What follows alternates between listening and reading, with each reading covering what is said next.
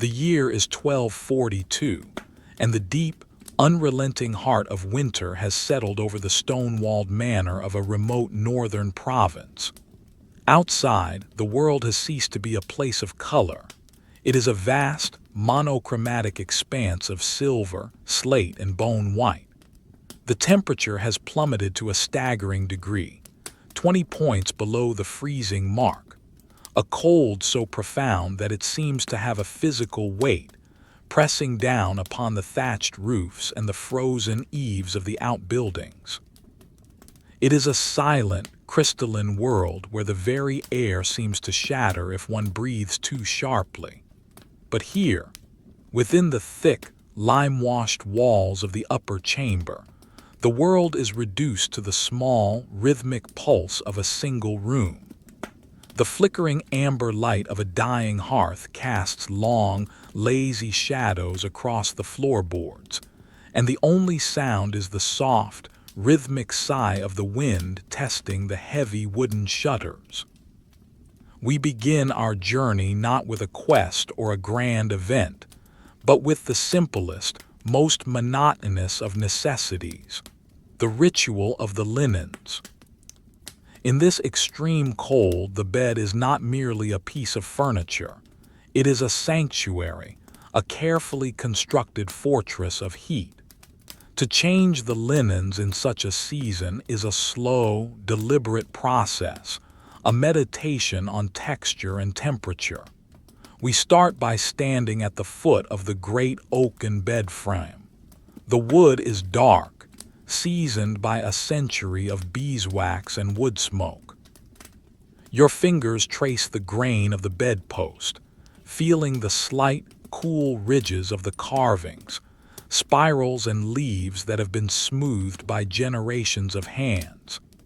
The air in the center of the room is cool, smelling faintly of dried lavender, and the sharp, clean scent of the frost that managed to crystallize on the iron latches of the windows.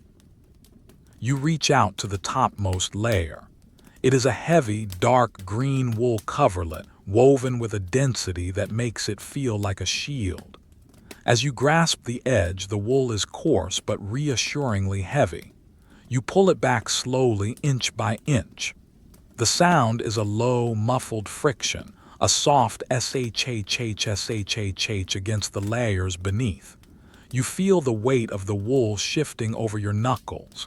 It is a slow movement. There is no haste here.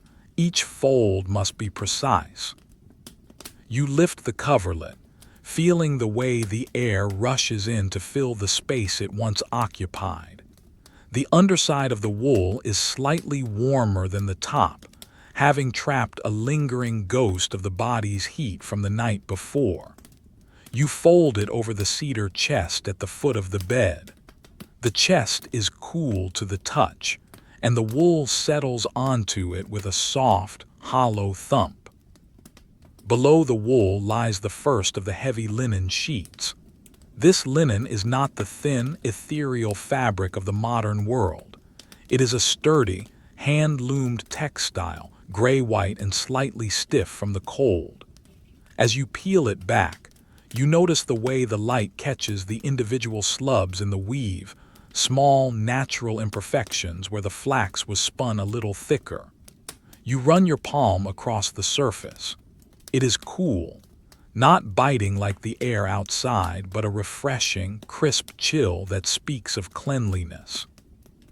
The sound of your hand moving across the linen is like a dry whisper, a rhythmic scritch-scritch that echoes in the quiet room. The room itself feels larger in the silence. You look toward the hearth, where a large log of seasoned oak is slowly turning to white ash. A tiny pocket of sap inside the wood reaches its boiling point and lets out a soft, musical pop, followed by a long, trailing hiss as a plume of steam escapes into the chimney. The smell of the smoke is earthy and ancient. It grounds you. You return your attention to the bed. The next layer is a secondary blanket of boiled wool, felted until it is nearly windproof.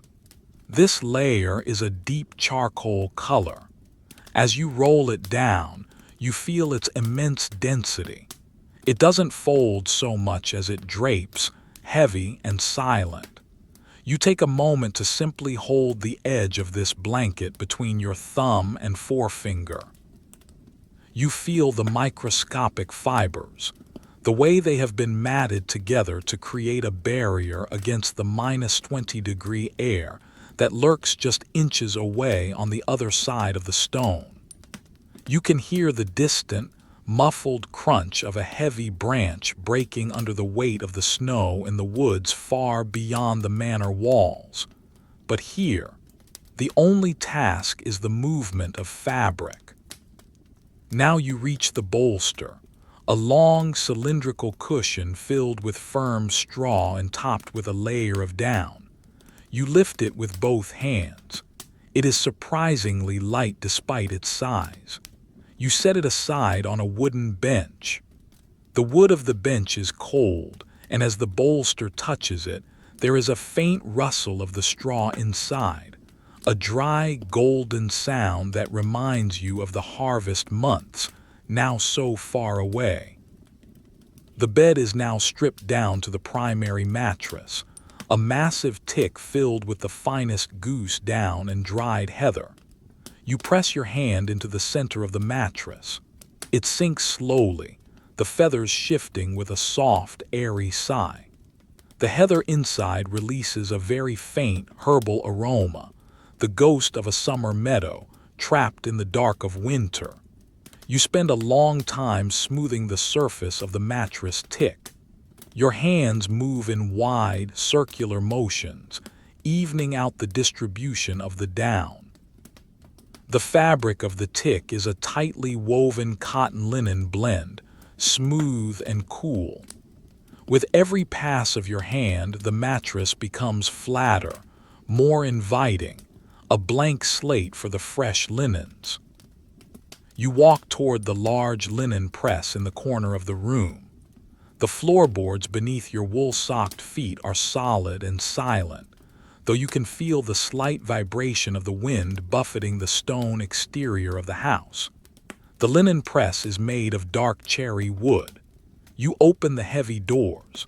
The hinges give a tiny, high-pitched creak, a silver sound in the dim light.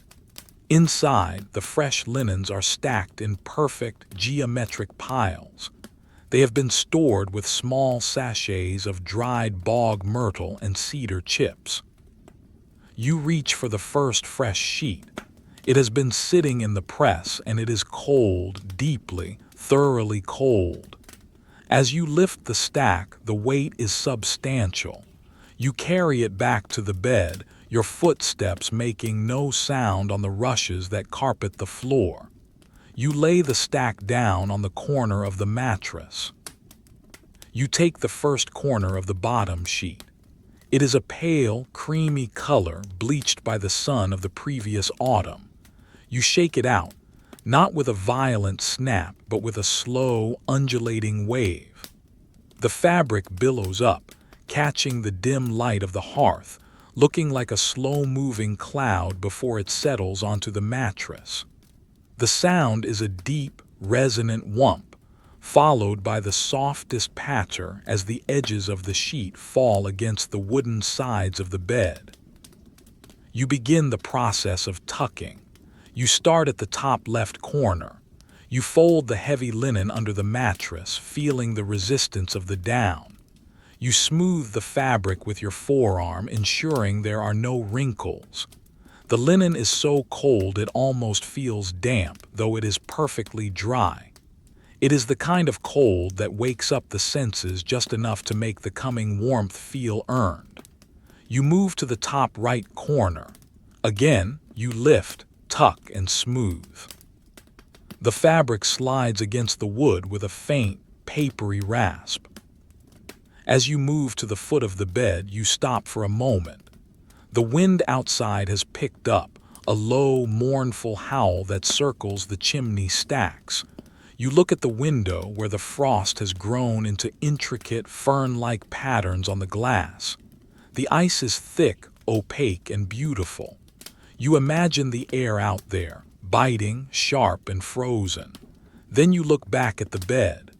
The pale linen looks like a frozen lake, flat and serene. You tuck the bottom left corner, then the bottom right. You spend several minutes just running your hands over the surface of the bottom sheet, ensuring it is as tight and smooth as a drumhead. The friction of your palms begins to take the edge off the coldness of the fabric. You can feel the slight texture of the weave, the rhythmic bump of the threads. Now you reach for the second sheet, the top sheet. This one is even heavier, a double-weave linen designed to trap a pocket of air between itself and the blankets. You unfold it slowly. The scent of the bog myrtle is stronger now, a clean, slightly medicinal smell that clears the mind. You lay it over the bed, aligning the top edge with the headboard.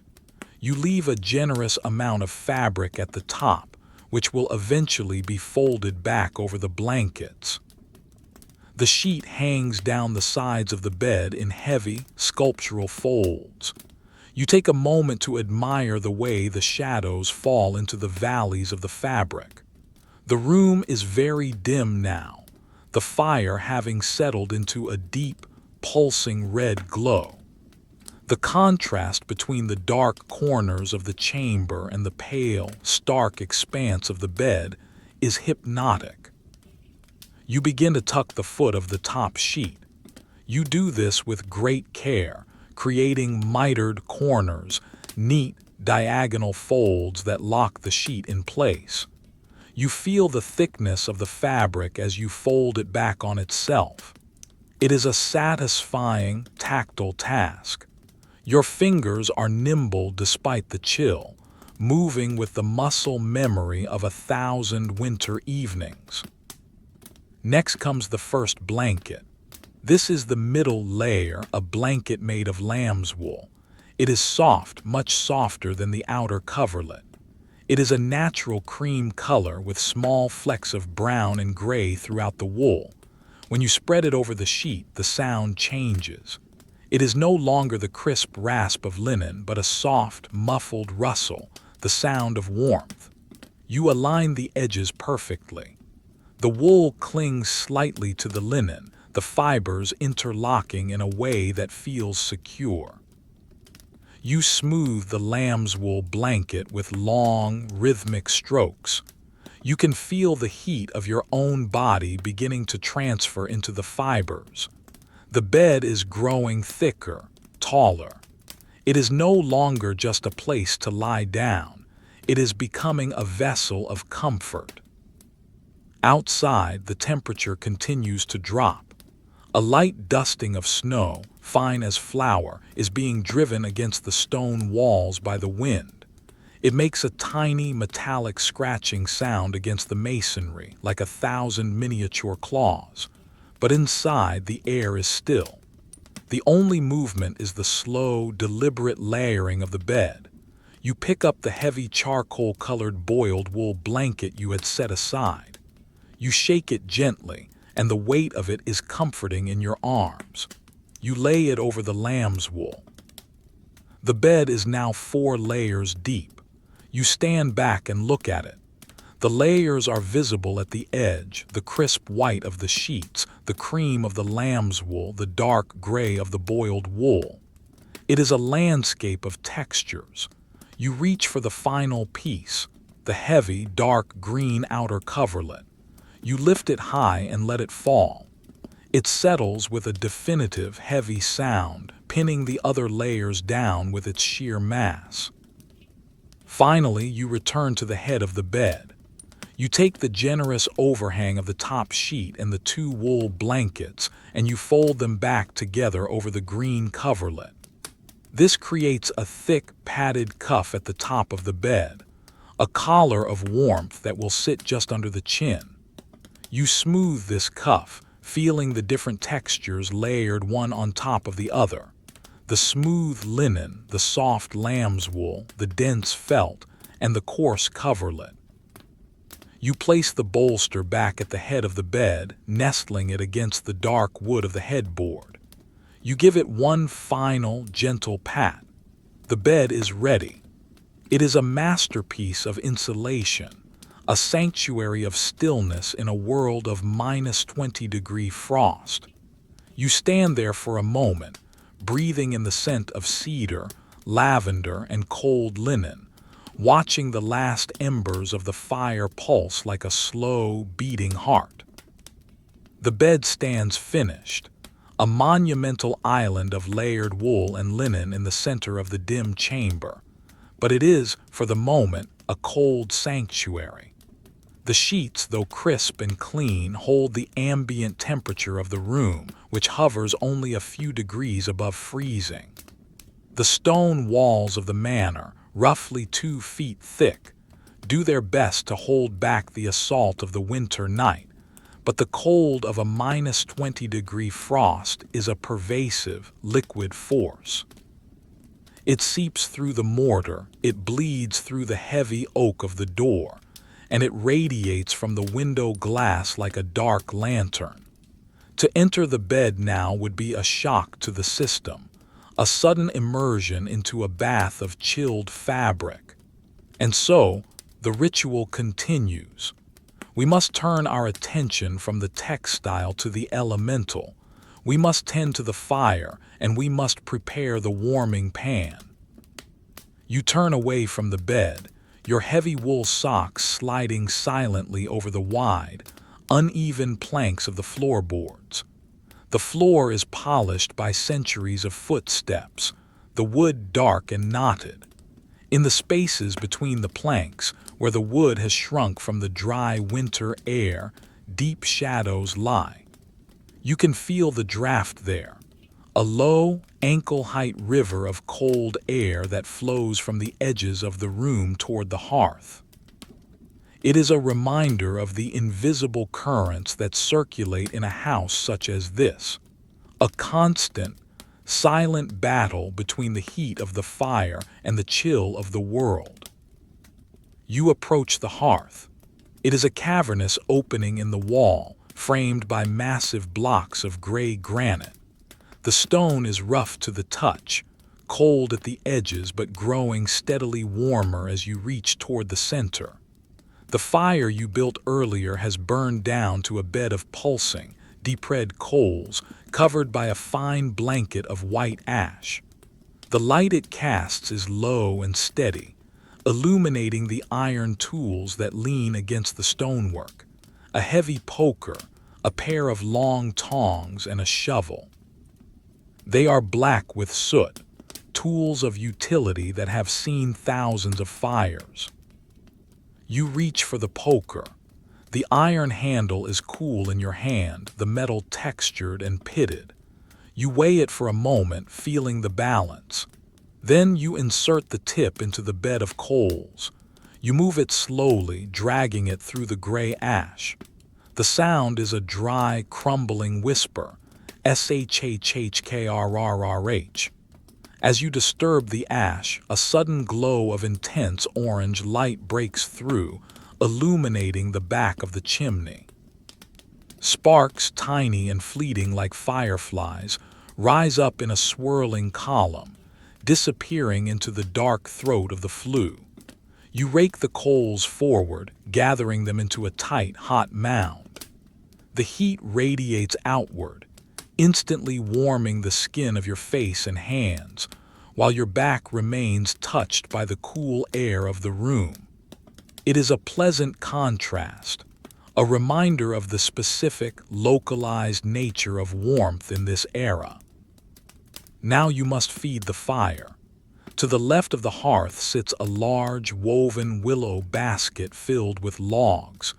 These are not fresh, green wood that would hiss and spit. These are seasoned hardwoods, oak and ash, that have been drying in the woodshed for 2 full years. They are bone-dry, dense, and heavy. You reach down and select a log of oak. It is thick, perhaps the width of your thigh, and the bark is rough and deeply fissured. You run your gloved fingers over the bark, feeling the dry, craggy texture. It smells faintly of earth and dust. You lift the log. It has a satisfying, substantial weight. You place it carefully onto the andirons, the iron brackets that hold the wood above the floor of the hearth to allow airflow. You do not throw it. You place it with precision. The wood settles onto the iron with a dull, heavy thunk.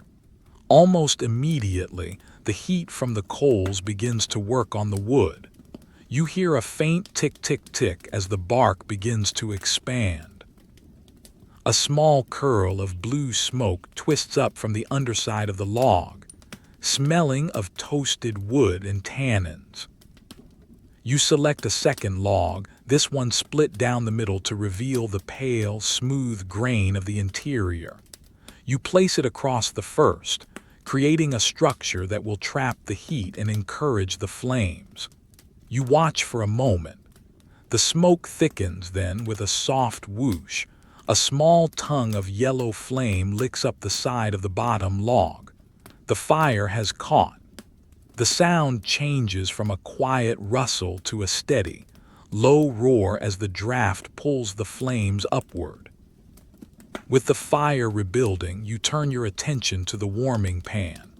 It hangs on a hook near the fireplace, a long-handled instrument that looks like a large, round brass box attached to a wooden pole. You lift it down. The handle is made of turned fruitwood, smooth and polished by oil and use. The pan itself is brass, etched with simple geometric patterns of circles and diamonds. In the firelight, the brass glows with a dull, golden warmth, though the metal itself is cold. You hold the pan by the handle and press the small latch on the side of the brass box. The lid pops open with a metallic clank that rings briefly in the quiet room. The inside of the pan is blackened by soot, a testament to its nightly duty. You kneel before the fire, the stone of the hearth pressing hard against your knees. You reach for the iron shovel. You dig the shovel into the heart of the fire, bypassing the fresh wood and going straight for the bed of mature coals underneath. The shovel slides against the stone bottom of the fireplace, scrape, scrape.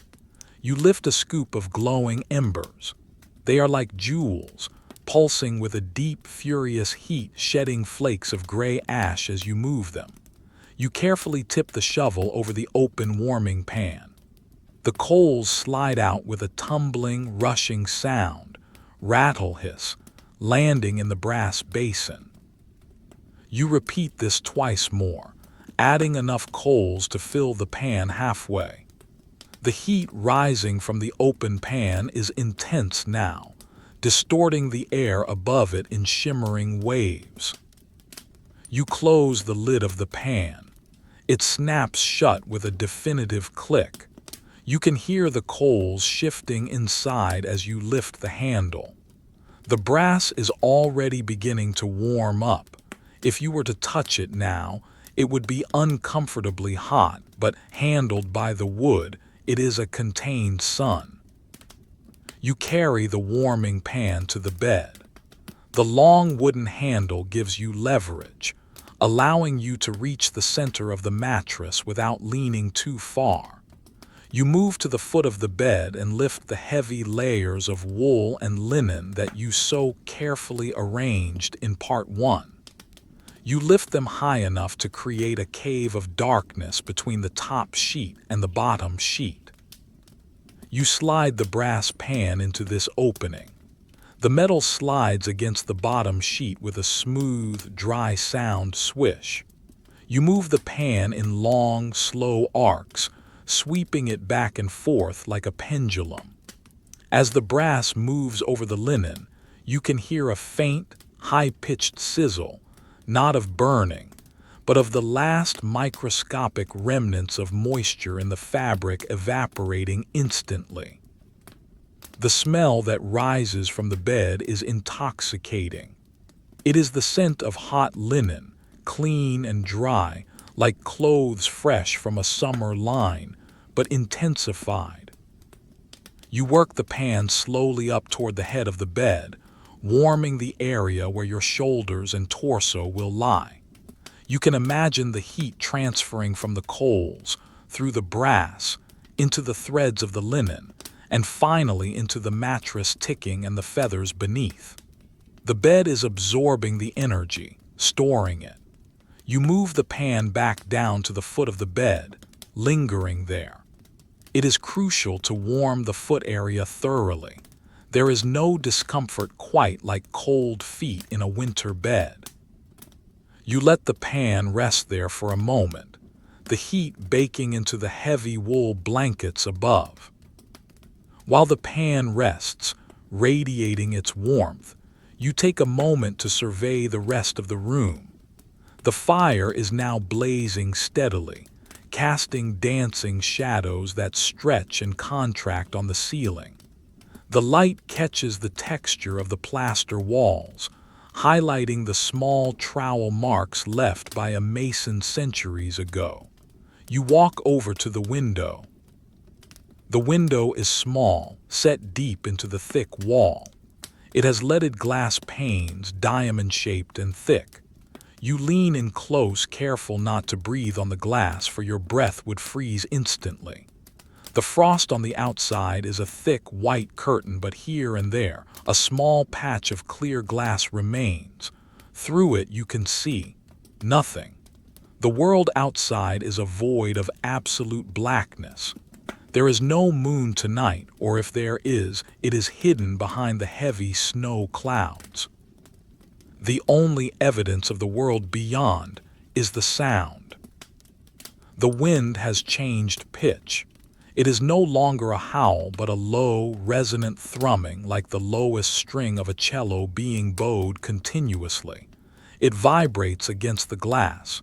You can hear the granular impact of the dry snow hitting the panes tick, tick, tick, tick. It is an erratic, lonely sound. It emphasizes the separation between the in here and the out there. Out there, exposed skin would freeze in minutes. The trees are cracking.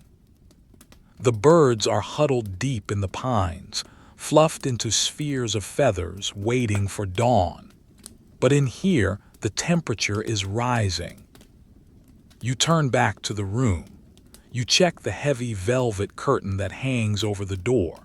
It is a deep burgundy color, thick and dusty. You notice a slight movement at the bottom of the curtain, a gentle swaying of the fabric. A draft is trying to push its way in from the hallway. You walk over and adjust the draft snake, a long, sand-filled tube of fabric that lies at the base of the door. You nudge it with your toe, pressing it firmly against the gap between the door and the floor. The curtain stops moving. The seal is secure. You return to the bed. You grasp the handle of the warming pan again. You withdraw it slowly, sliding it out from the sheets. The brass is now duller, the metal having given up much of its surface heat to the linens, though the coals inside are still hot. As you pull it out, a puff of warm air escapes the bed, hitting your face. It is a humid, cozy warmth, smelling of lavender and heated wool. You walk back to the hearth to empty the pan. This, too, is a slow process. You open the lid again. The coals have dimmed slightly, covered in a new layer of gray ash.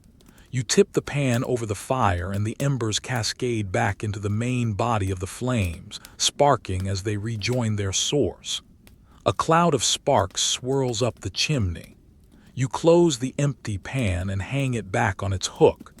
It swings gently for a moment, the brass catching the firelight before coming to a rest against the stone wall. You stand in the center of the room listening. The fire pops, a sharp, loud crack as a knot in the oak log bursts. The logs shift, settling deeper into the bed of ashes.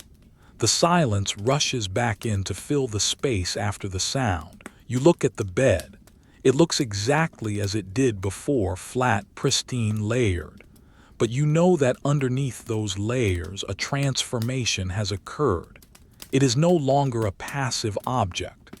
It is a battery of warmth, charged and waiting.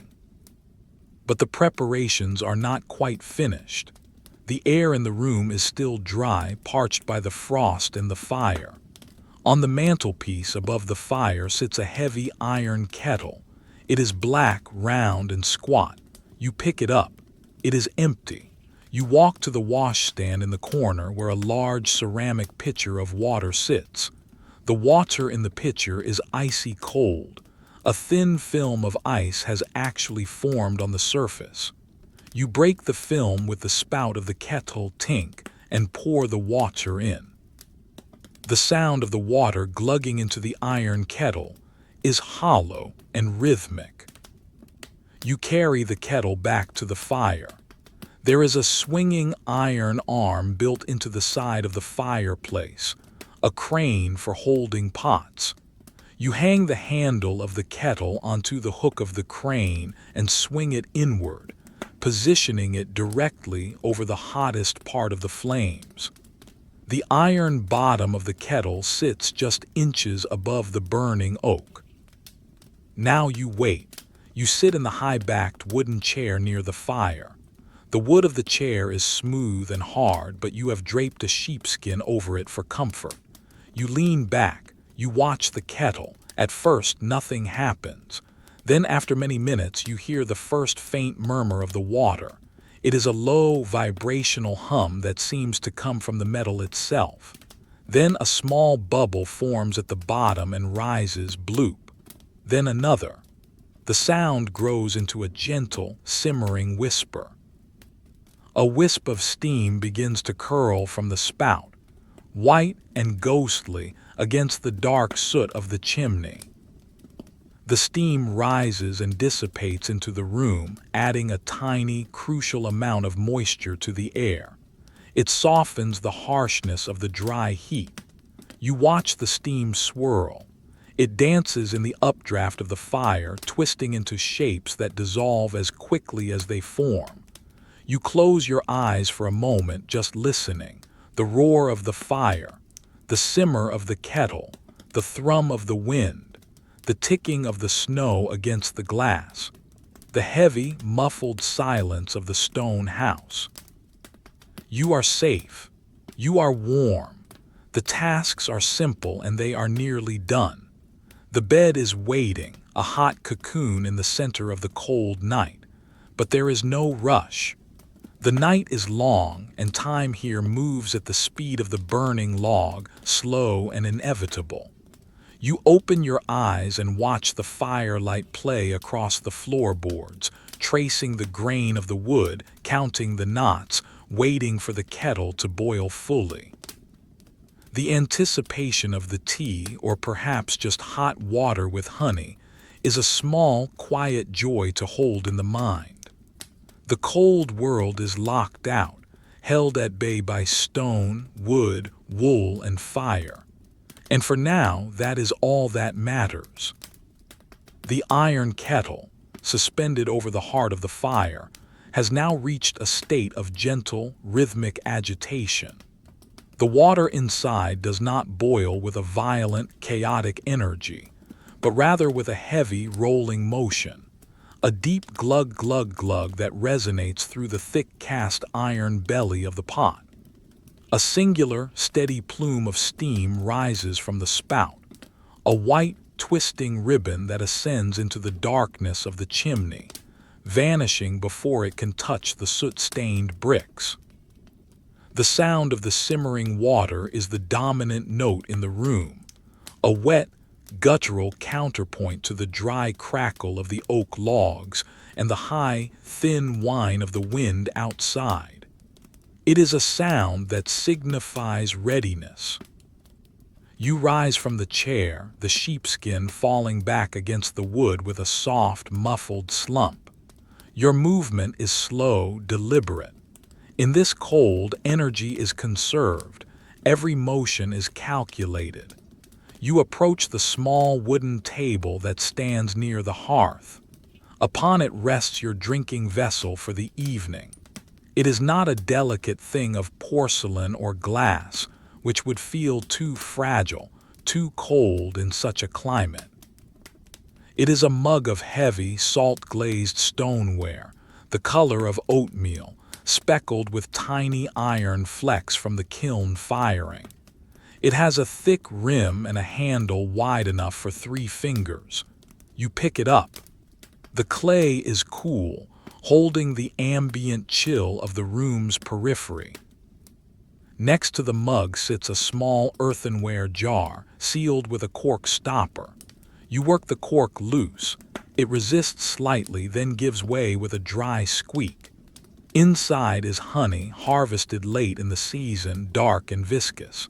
It has crystallized slightly in the cold, turning granular and opaque like amber sugar. You take a small wooden spoon, carved from apple wood, and dig it into the jar. The honey is stiff. You have to use a bit of force to carve out a dollop. It clings to the spoon, a heavy golden mass that refuses to drip. You place the spoon, laden with this solidified sunlight, into the bottom of the stoneware mug. You then reach for a small pouch of linen, tied with a leather string. You undo the knot with your thumbs, your fingers working the stiff leather. Inside are dried herbs, leaves of peppermint and heads of chamomile, grown in the manor's garden during the brief, intense summer and dried in the rafters of the kitchen. They are brittle now. You take a pinch between your thumb and forefinger. The leaves crumble slightly, releasing a burst of scent, sharp, cool mint and the dusty, apple-like sweetness of the chamomile. It is a smell that cuts through the wood smoke, clearing the sinuses. You sprinkle the herbs over the honey in the mug. Now the kettle. You wrap your hand in a thick woolen cloth to protect it from the heat of the iron handle. You lift the kettle from the crane. It is heavy, the water sloshing inside with a deep, liquid weight. You carry it to the table. You tilt the spout over the mug. The water pours out in a clear, steaming stream. It hits the honey and the herbs. The sound is a rising pitch, shhhhwww, as the mug fills. Steam billows up instantly, a warm, moist cloud that bathes your face.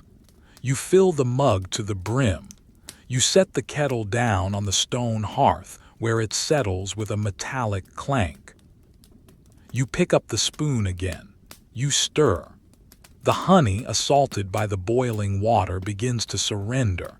It melts slowly, swirling into the water, turning the clear liquid a pale, golden yellow. The dried herbs rehydrate, expanding and floating to the surface, spinning in the vortex created by your spoon. The spoon scrapes against the rough clay bottom of the mug, scritch, scrape, scritch. You stir for a long time. There is no hurry. The longer you stir, the more the honey dissolves and the more the heat of the water seeps into the thick stoneware walls of the mug. You wrap your hands around the mug now. It is hot, wonderfully, painfully hot. The heat travels into your palms, warming the blood, thawing the stiffness in your fingers. You lift the mug and inhale. The steam is thick with the scent of mint and honey, a humid, sweet fog. You take a sip. It is scalding, but it warms the throat and the chest. A descending line of heat that settles in the stomach. You place the mug back on the table to steep and cool slightly. It is time to prepare the body for the bed. You move to the washstand in the far corner of the room. Here, away from the fire, the air is significantly colder. You can see your breath misting in front of you, short white puffs that dissipate quickly. The washstand is a simple affair of oak, holding a large ceramic basin and a pitcher. The water in the pitcher, poured hours ago, has a thin crust of ice on it. You break it with your knuckle, crack, and shards of ice bob in the water. You do not need a full bath tonight. The air is too cold for that. Just a rinsing of the hands and face. You pour a small amount of the icy water into the basin.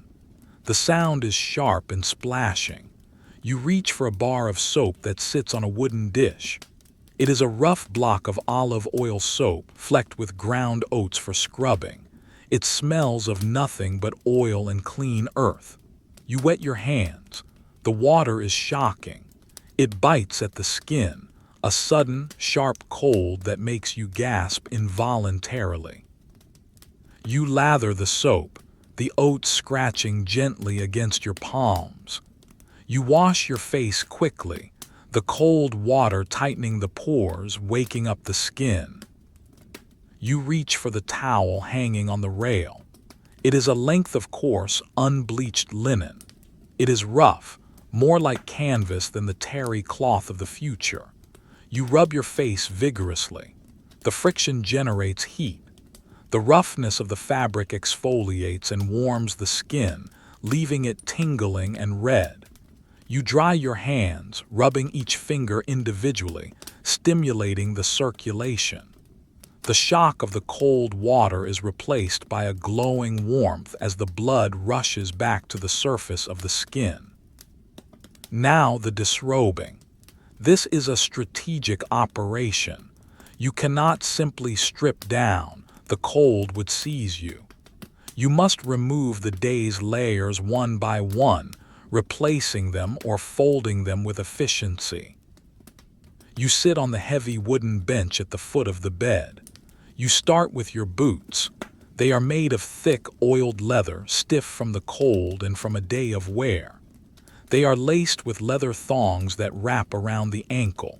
You find the knot. It is tight. You work your fingernail into the leather, loosening the loop.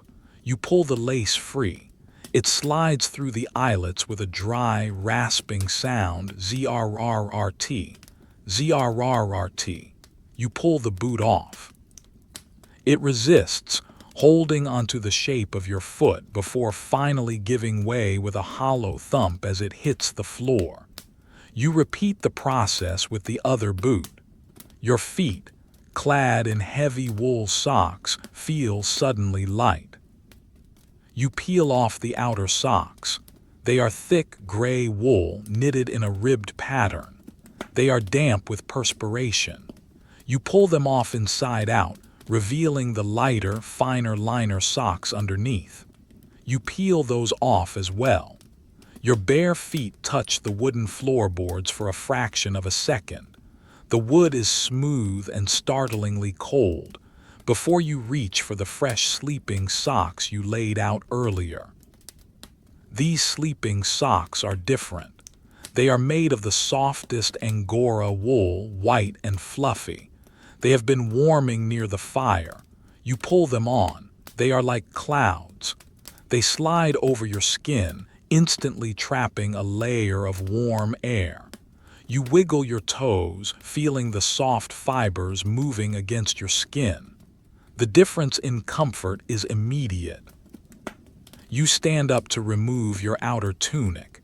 It is a heavy garment of dark blue wool lined with linen. It falls to your knees. You unbuckle the leather belt at your waist. The buckle is brass, cool to the touch. The leather creaks as you pull the strap through.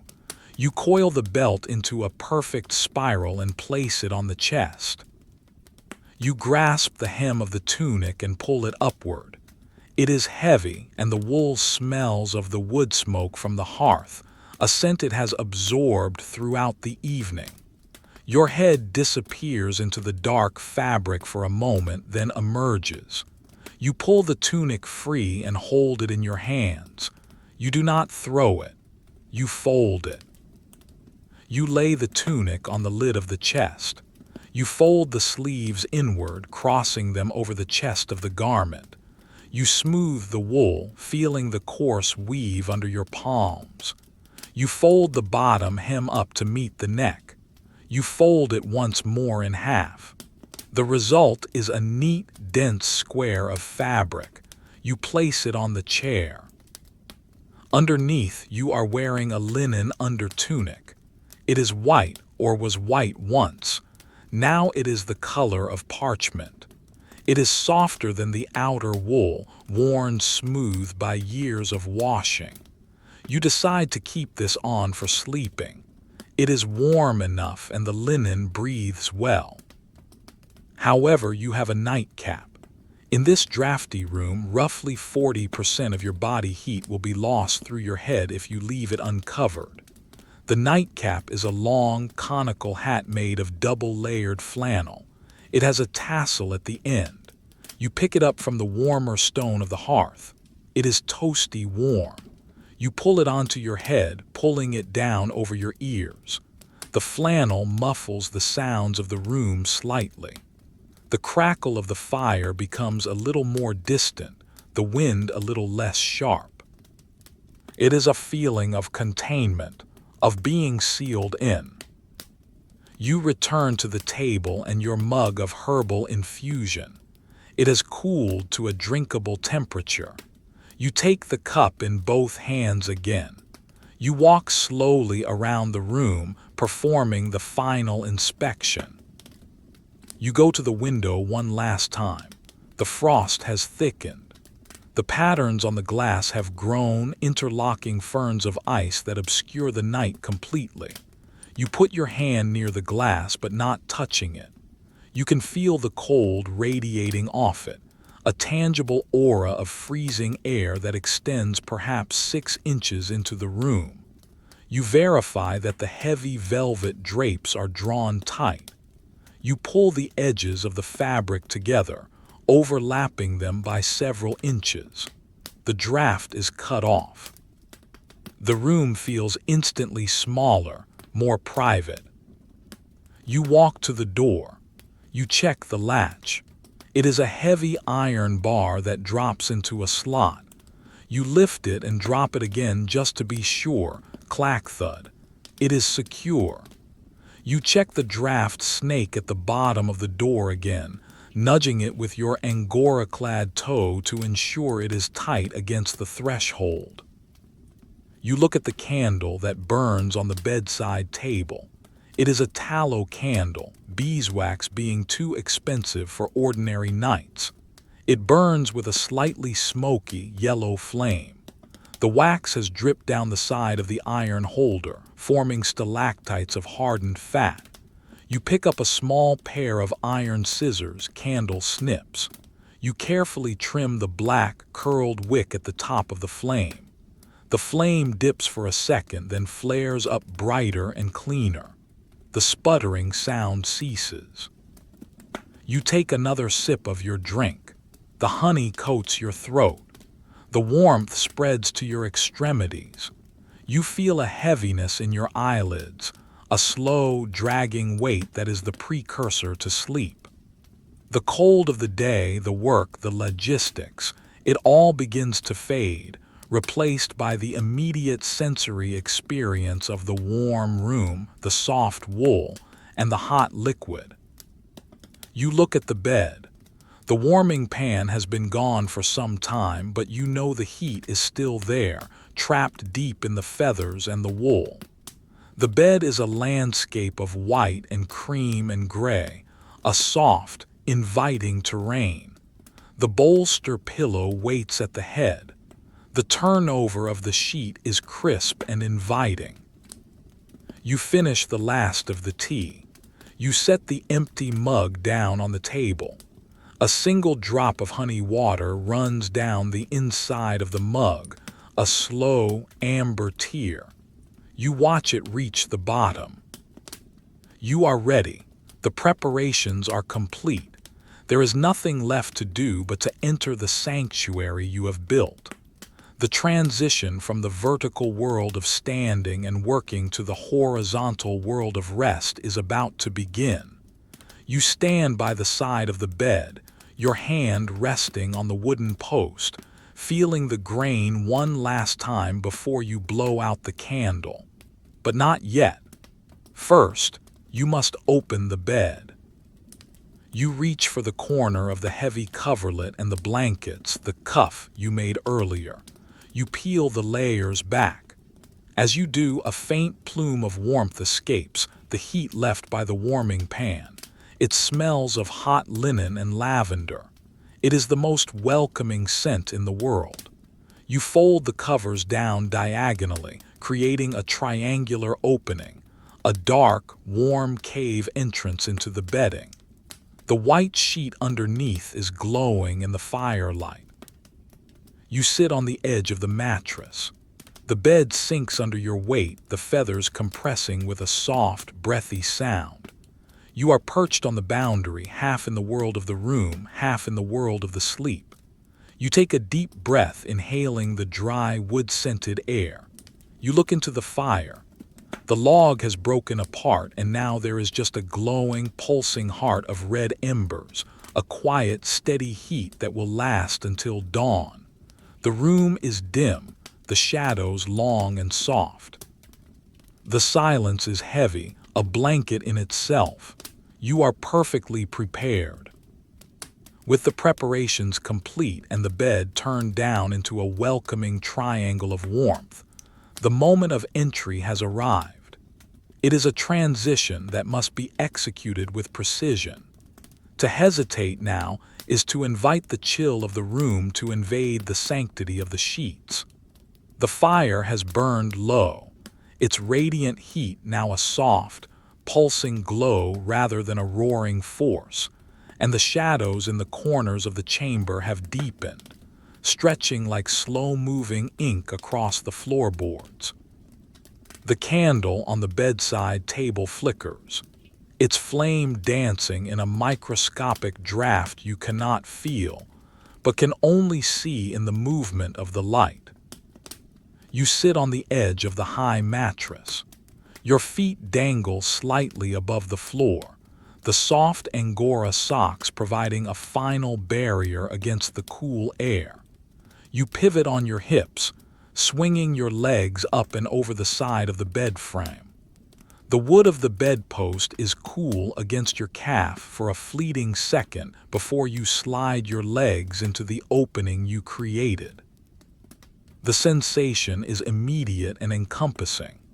Your feet find the pocket of warmth left by the brass warming pan. It is not hot, but it is deeply, thoroughly warm, a dry, baked heat that seems to penetrate the wool of your socks instantly. You slide your legs down further, the heavy layers of the upper bedding settling over you with a soft, muffled weight.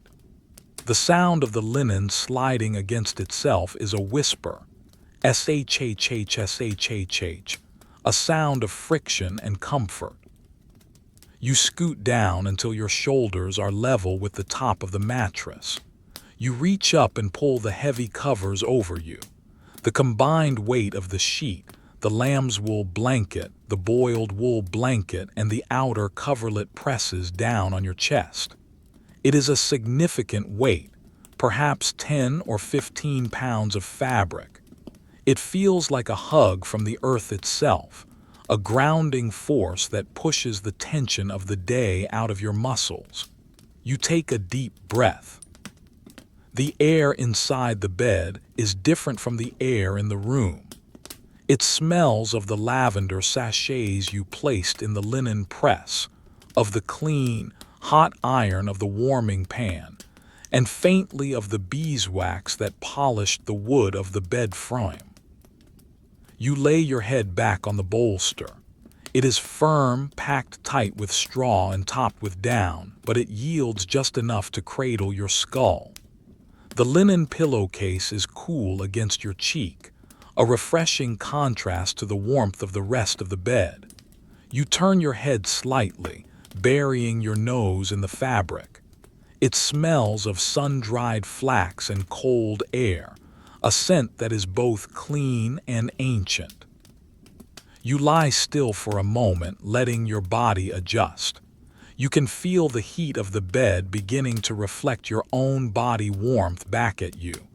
It is a closed loop, a perfect system of insulation. The cold of the room presses against the heavy curtains of the bed, but it cannot enter. You are in a fortress. Your eyes drift to the ceiling. The beams are dark oak, heavy and rough-hewn. In the dim light of the dying fire, they look like the ribs of a great beast protecting you. You trace the grain of the wood with your eyes, following a knot that swirls like a whirlpool in a dark river. The plaster between the beams is white, but in the shadows it looks gray, textured like the surface of the moon. You realize that you have left the candle burning. You must extinguish it. You reach out a hand from the warmth of the covers. The air of the room feels shocking against your skin, a sudden reminder of the -20-degree reality just feet away. You pick up the small brass cone, the snuffer attached to the candlestick by a small chain. You lower it over the flame. There is no breath involved, just the mechanical descent of the metal. The flame vanishes instantly. A thin wisp of gray smoke curls up from under the rim of the snuffer, smelling of burnt tallow and wick.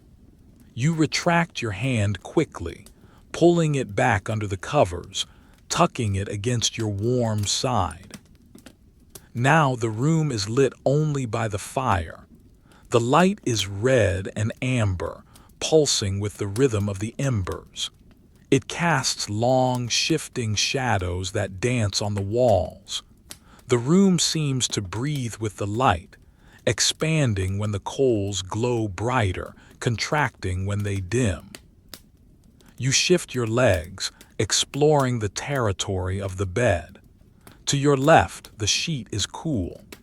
You extend a foot into this cool zone, enjoying the sensation for a moment before retracting it back into the warmth. It is a game of thermal regulation, a way of appreciating the heat by briefly sampling the cold. The sounds of the house settle around you. The wind outside has not ceased. If anything, it has found a new, lower register. It thrums against the stone walls, a deep, resonant vibration that you can feel in your teeth if you pay close enough attention. It is the sound of the planet turning, of the atmosphere moving in vast, indifferent currents. But here inside, the sound is muffled, distant. It is like being underwater, listening to the storms on the surface.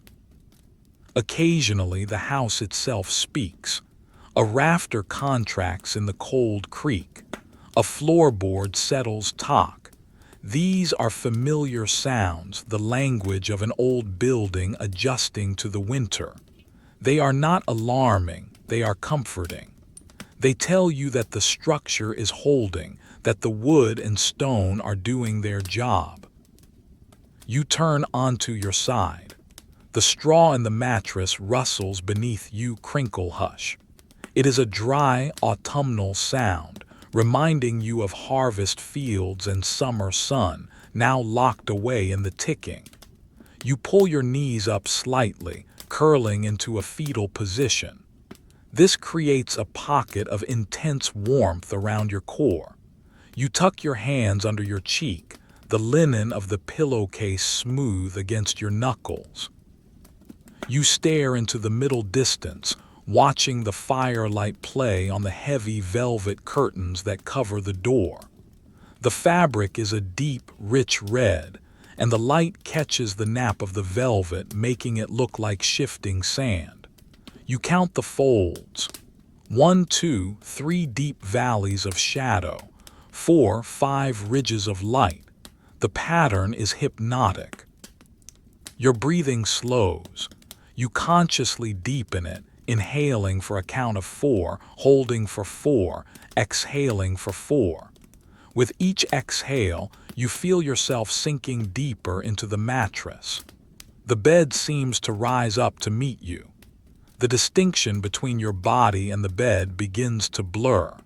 You are just a warm consciousness floating in a sea of wool and linen. You think about the morning, but only in the abstract. You know that someone, perhaps a servant, perhaps you, We'll have to rise in the freezing dark to break the ice on the water pitcher and rebuild the fire. But that is hours away. That is a lifetime away. For now, there is only the present moment, the sensation of heavy blankets and the smell of wood smoke. You wiggle your toes again. The Angora socks are incredibly soft.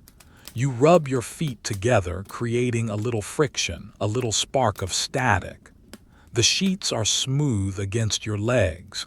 You are aware of every inch of skin that touches the fabric.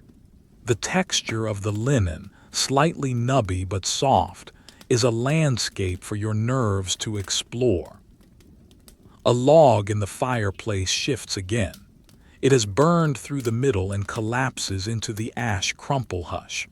A flurry of sparks shoots up the chimney, briefly illuminating the back of the hearth with a shower of gold. You watch them rise and fade, tiny stars born and dying in seconds. The light in the room dims slightly as the log settles. The red glow becomes deeper, more somber.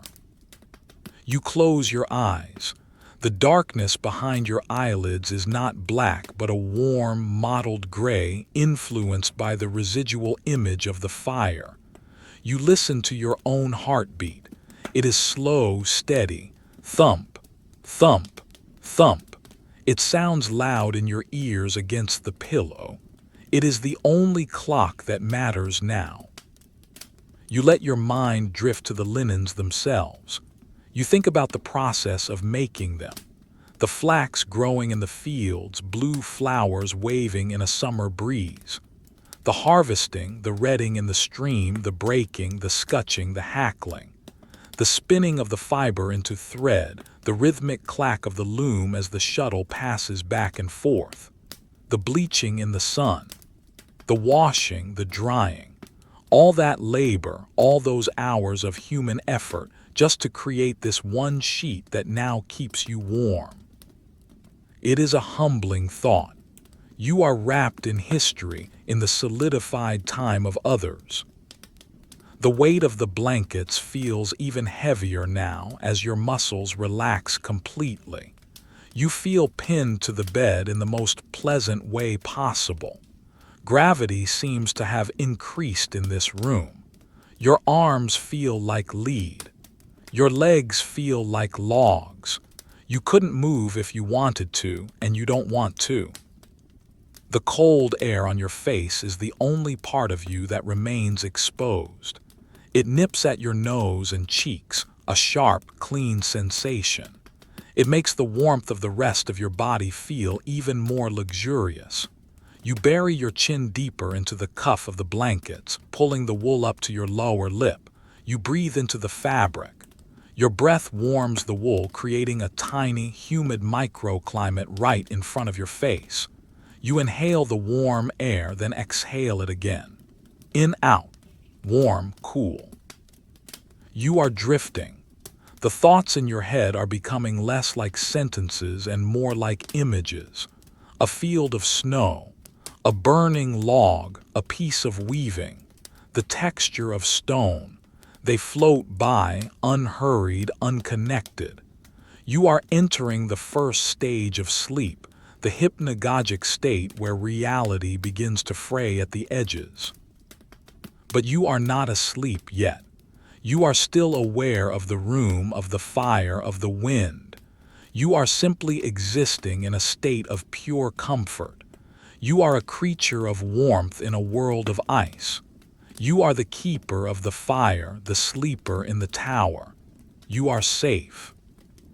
You feel a slight itch on your ankle. You ignore it. To move would be to break the seal of warmth. The itch fades, defeated by your stillness. You focus back on the sound of the wind. It is like a song now, a long, low drone with no beginning and no end. It is the voice of the winter singing you to sleep.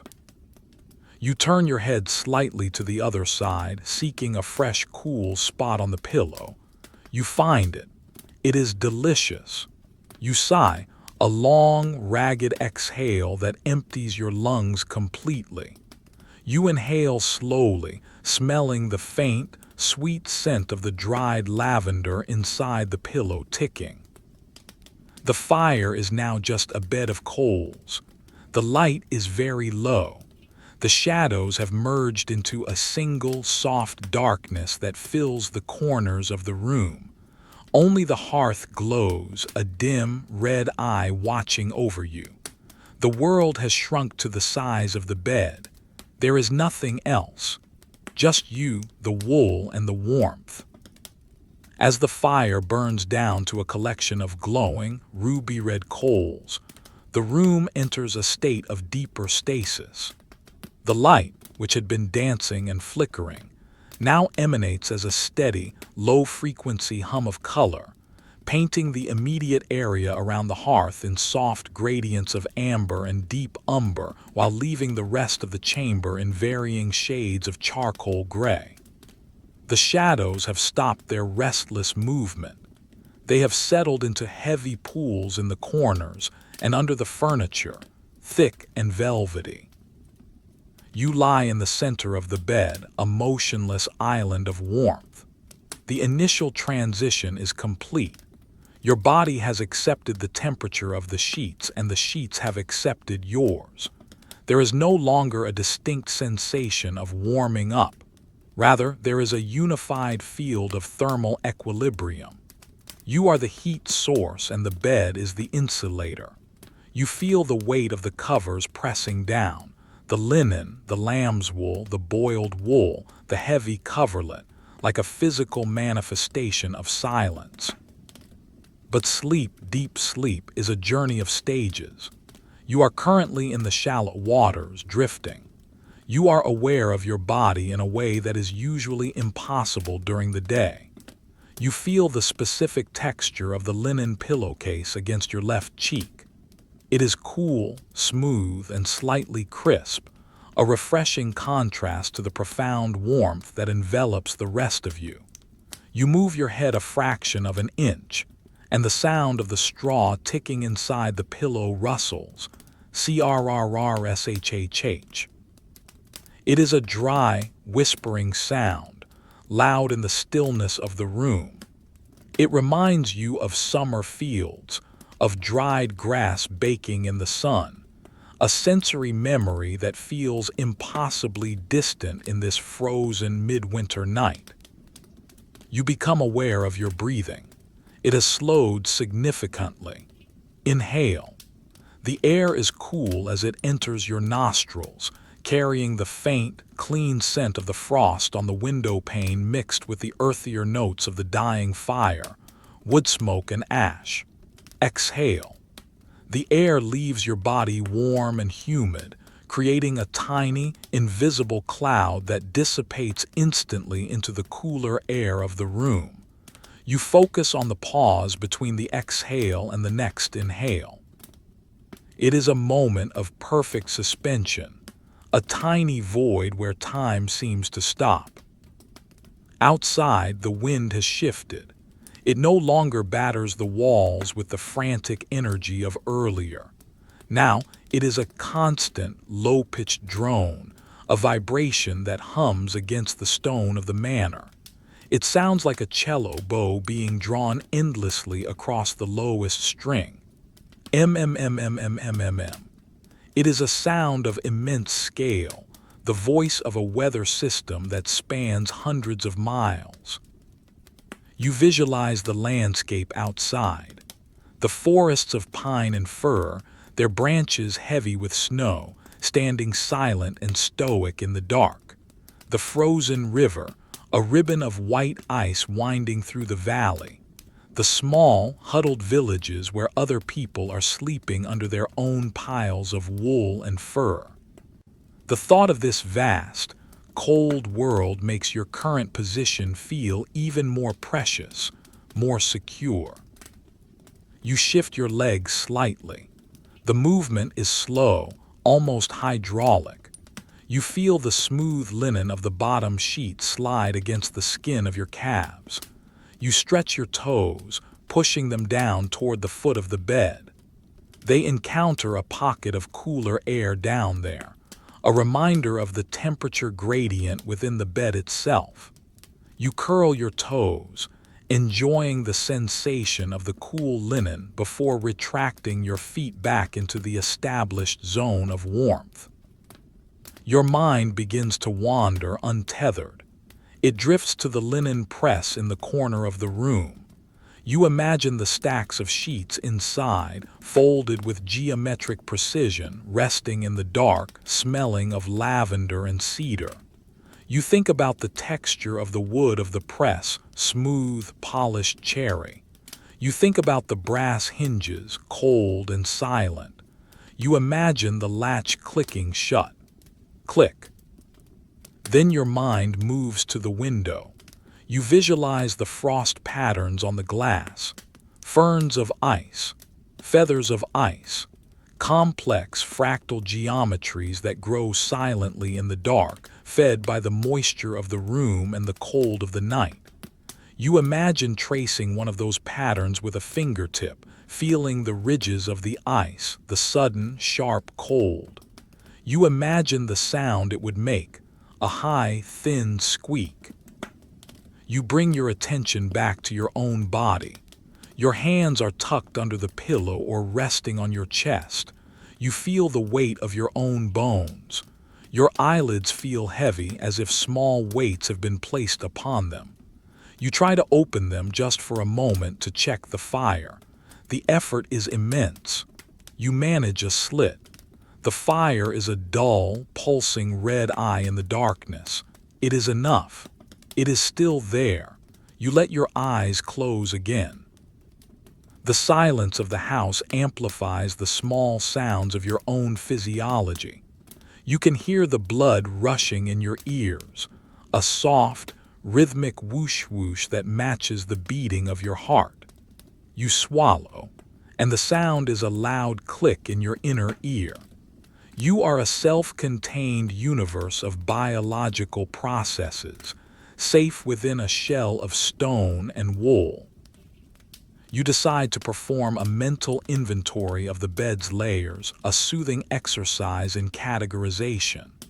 Layer 1, the bottom sheet, heavy linen, cool, smooth, stability. Layer 2, the sleeper, you, warm, heavy, breathing. Layer 3, the top sheet, heavy linen, crisp, enveloping. Layer 4, the lambswool blanket, cream-colored, soft, lofty, trapping air.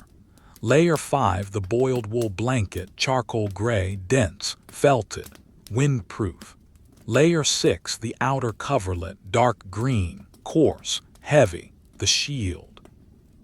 You visualize these layers in cross-section like geological strata.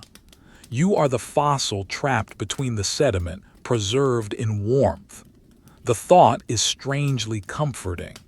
You feel ancient, permanent. A log in the fire settles with a soft thump. A few sparks drift up the chimney, their light too dim to penetrate your closed eyelids. The room temperature has dropped perhaps a degree since you got into bed, but the thermal mass of the stone walls prevents it from plummeting. The air is crisp, perfect for sleeping. It keeps your head cool while your body bakes in the heat of the bedding. You begin to relax your muscles consciously, starting from the toes. You focus on your left foot. You tell the muscles to let go. You feel the tension drain away, leaving the foot feeling heavy and limp. You move to the right foot. Same process. Then the calves, the thighs, the hips. You feel your lower body sinking deeper into the mattress, as if the feathers are parting to accept you. You move to your torso. You release the tension in your stomach. Your breathing deepens further, becoming abdominal. Your chest rises and falls with a slow, oceanic rhythm. You relax your shoulders, letting them drop away from your ears. You feel the pillow supporting your neck. You relax your jaw, unclenching your teeth. You smooth the muscles of your forehead. Your face becomes a mask of neutrality. You are now in a state of profound physical relaxation. The boundary between your skin and the sheets feels less defined. You are simply a warm presence. The wind gusts outside, a sudden rise in volume, woo, before settling back down. It rattles the window pane in its frame, tack, tack, tack. The sound emphasizes the solidity of the glass, the barrier that holds. You are grateful for the glazier who made that glass, for the mason who set the stone, for the carpenter who built the frame. You are the beneficiary of their labor, safe in the shelter they created. You think about the morning again, but this time it is a distant, abstract concept. The sun seems like a myth. There is only the long, dark tunnel of the night. You are content to travel through it. There is no rush to reach the other side. You drift into a hypnagogic reverie. You see images of sheep grazing on a hillside. Their wool is thick and oily. You see the shears clipping the wool, snip, snip, snip. You see the wool being washed in a stream, the water turning gray with lanolin and dirt. You see the carding combs pulling the fibers straight, scritch, scratch. You see the spinning wheel turning, whir click, the thread forming, the loom clacking, the fabric growing inch by inch. The repetition of the imagery is hypnotic. It loops in your mind. Sheep, shears, stream, combs, wheel, loom. Sheep, shears, stream, combs, wheel, loom. It is a cycle of production that results in this very moment of comfort. You feel a connection to the sheep, to the weavers. You are the end point of the process. Your breathing hitches slightly, a small snore quickly corrected. You are on the verge. The thoughts are becoming slippery, harder to hold onto. The concept of cold is losing its meaning. There is only warmth. You shift your hand. Your fingers brush against the rough wool of the blanket's edge where it is folded back. The texture is coarse, scratchy. It is a grounding sensation. You rub the wool between your thumb and forefinger. Rub, rub. It feels real. It anchors you in the physical world for just a moment longer before you let go. The fire gives a tiny pop, a pocket of gas in the coal. It is a friendly sound. It says, "I am still here. I am still working for you." You mentally thank the fire. You mentally thank the wood. You mentally thank the forest. You are sinking. The bed is a ship and you are sailing into the dark ocean of sleep. The waves are made of wool. The wind is the breath of the house. You are the captain, but you have lashed the wheel and gone below decks. The ship knows the way. You feel a profound sense of boredom. It is a luxurious boredom. There is nothing to do, nothing to fix, nothing to say, no one to please. You are simply existing. It is the ultimate freedom, the freedom of the sleeper. The darkness behind your eyes deepens.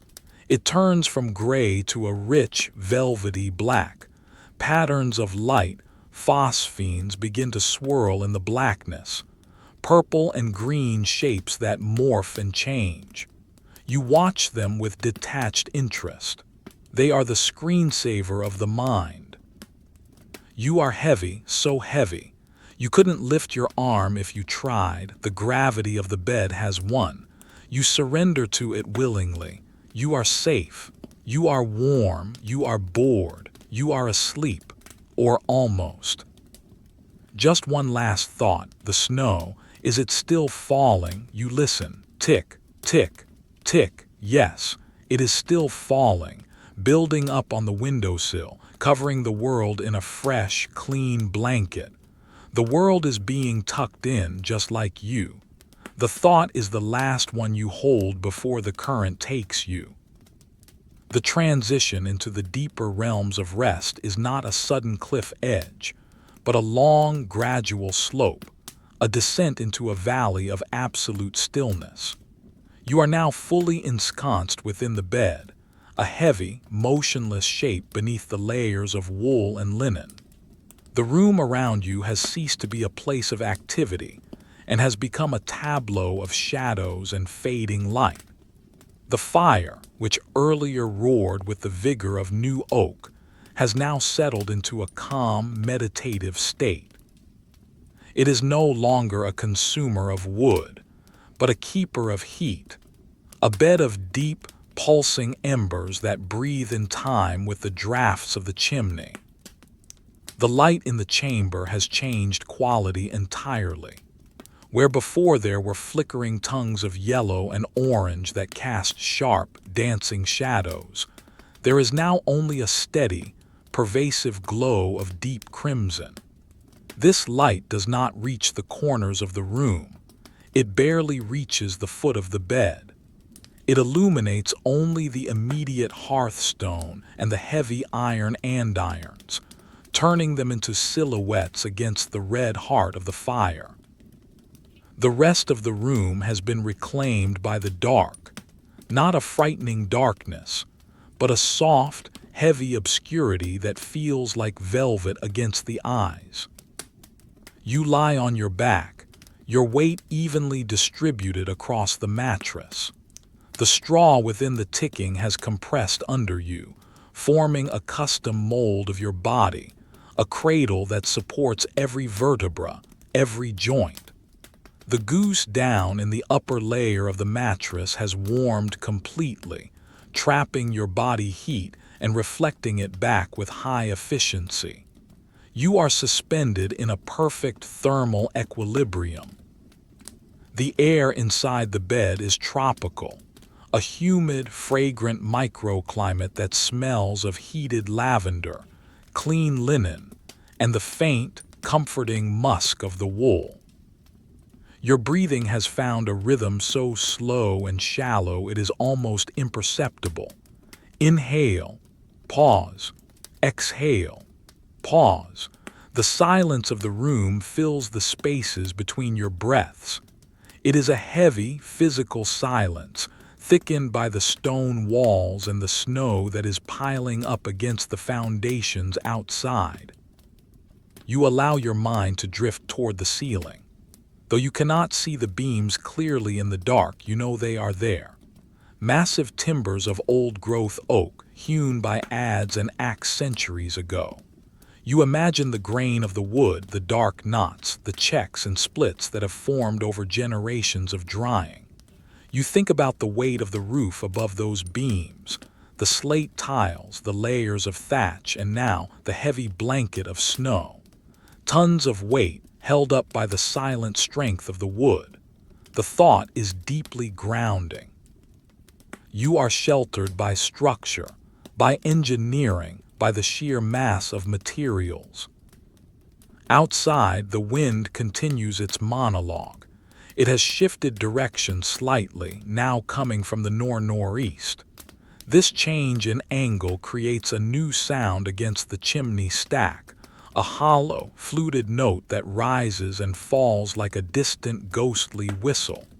Hoo-hoo, hoo-hoo. It is a lonely sound, emphasizing the desolation of the landscape beyond the walls.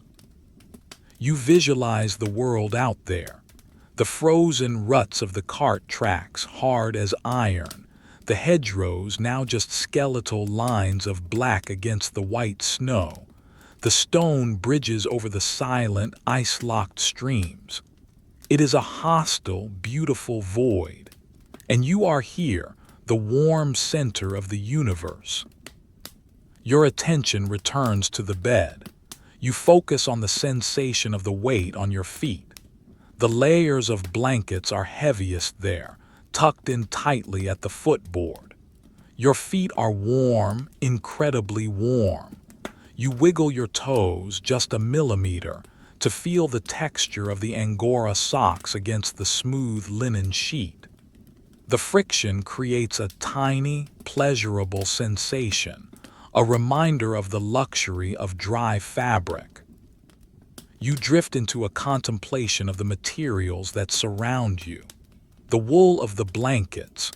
You imagine the sheep standing in the high pastures during the summer, their coats growing thick and oily in the sun. You imagine the shearing, the smell of the lanolin, the raw fleece piled in baskets. You imagine the washing of the wool in the river, the water turning milky white. You imagine the spinning wheel in a cottage, the rhythmic whir click as the fiber is twisted into yarn. You imagine the loom, the shuttle passing back and forth, clack thud, weaving the warmth that now covers you.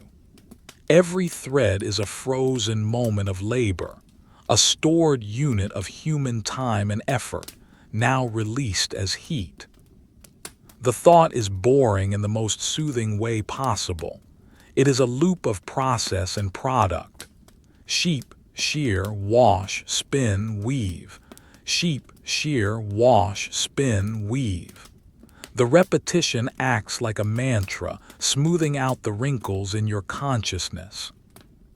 A log in the fire shifts, a soft, crumbling sound as a piece of charcoal breaks away and falls into the ash bed. Shhh tink. A single spark rises, swirling in the updraft, a tiny orange star that ascends and vanishes. You watch the afterimage of the spark behind your closed eyelids. It fades slowly, leaving a lingering trace of light in the darkness of your mind. The room is cooling very slowly. The stone walls are cold sinks, absorbing the heat of the fire, but the bed is immune.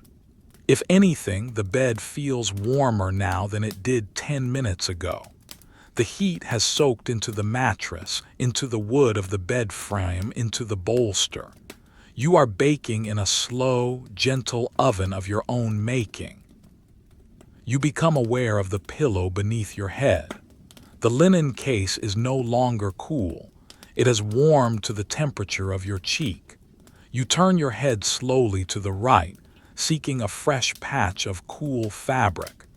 You find it near the edge of the bolster. The sensation of the cool linen against your hot skin is exquisite.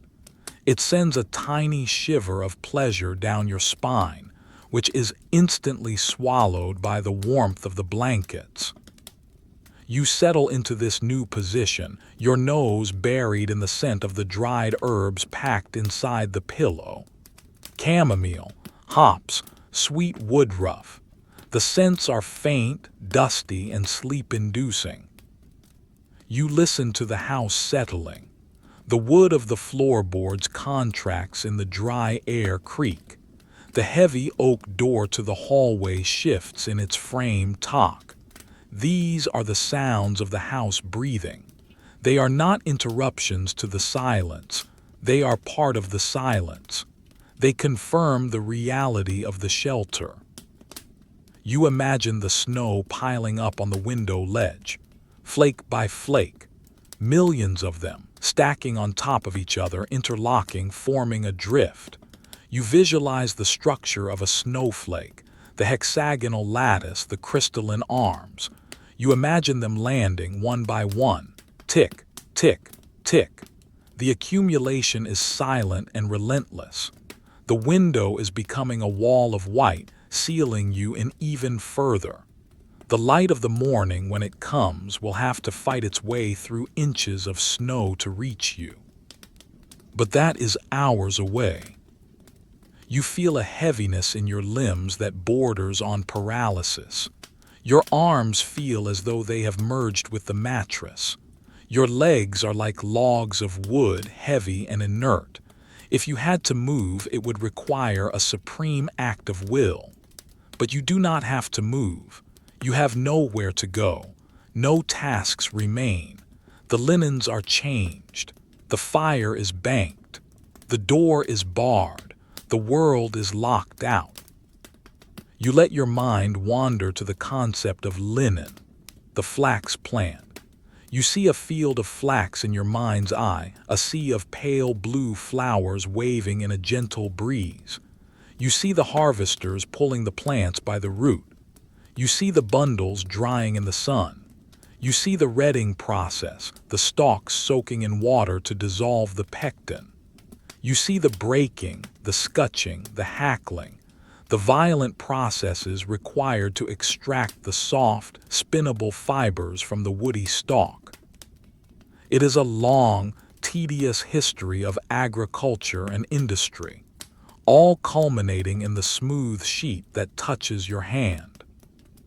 The monotony of the process is comforting, step after step, year after year, century after century, the continuity of human experience. You are sleeping in a bed that could belong to an ancestor from 500 years ago or a descendant 500 years in the future, were they to appreciate such things.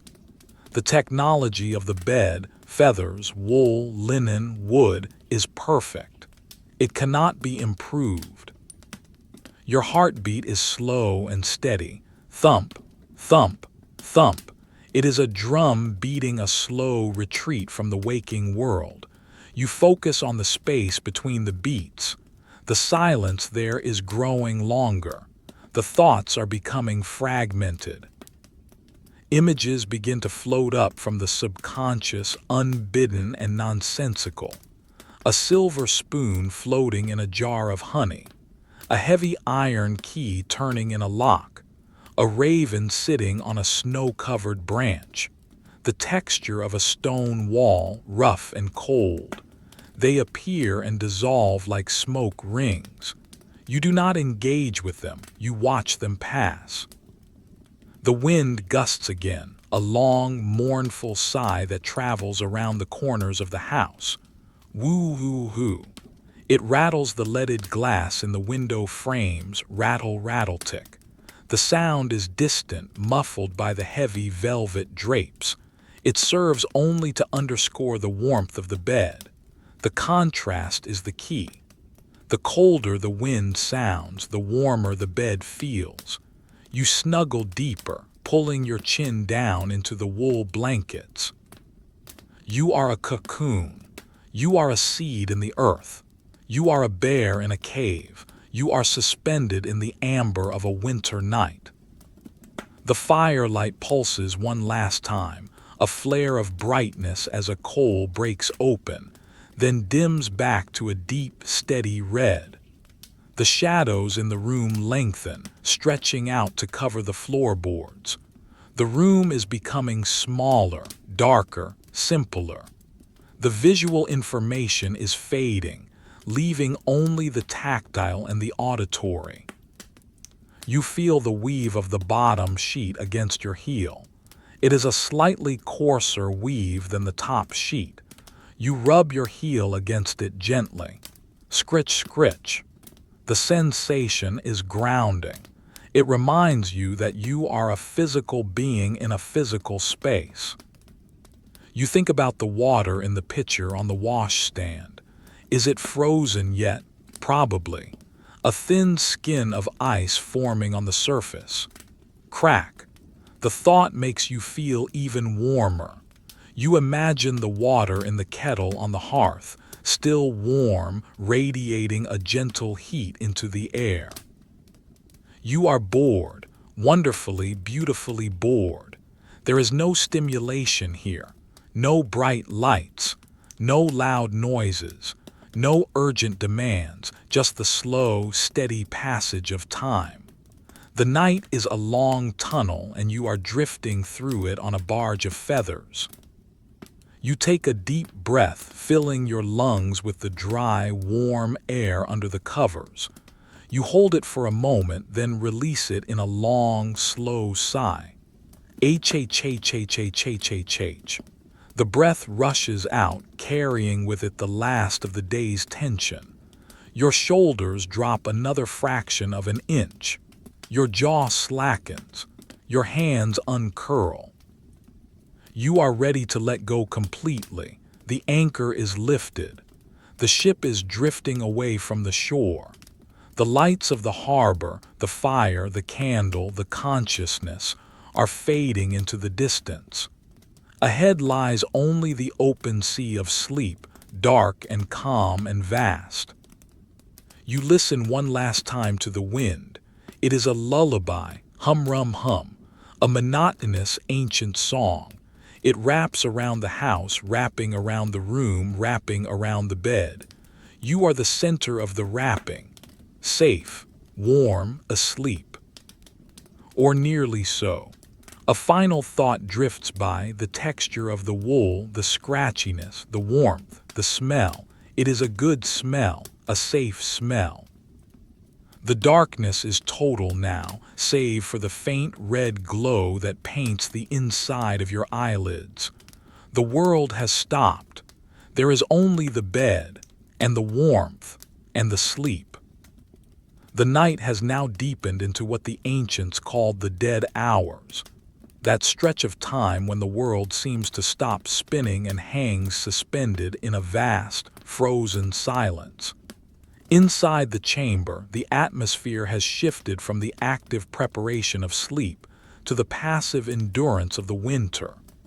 The room is no longer a stage for human movement.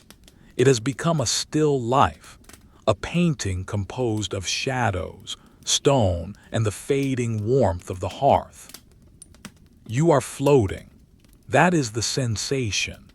Though the bed is solid oak, and the mattress is packed tight with goose feathers and straw, the feeling of heavy wool blankets pressing down on your body creates a paradoxical sense of weightlessness.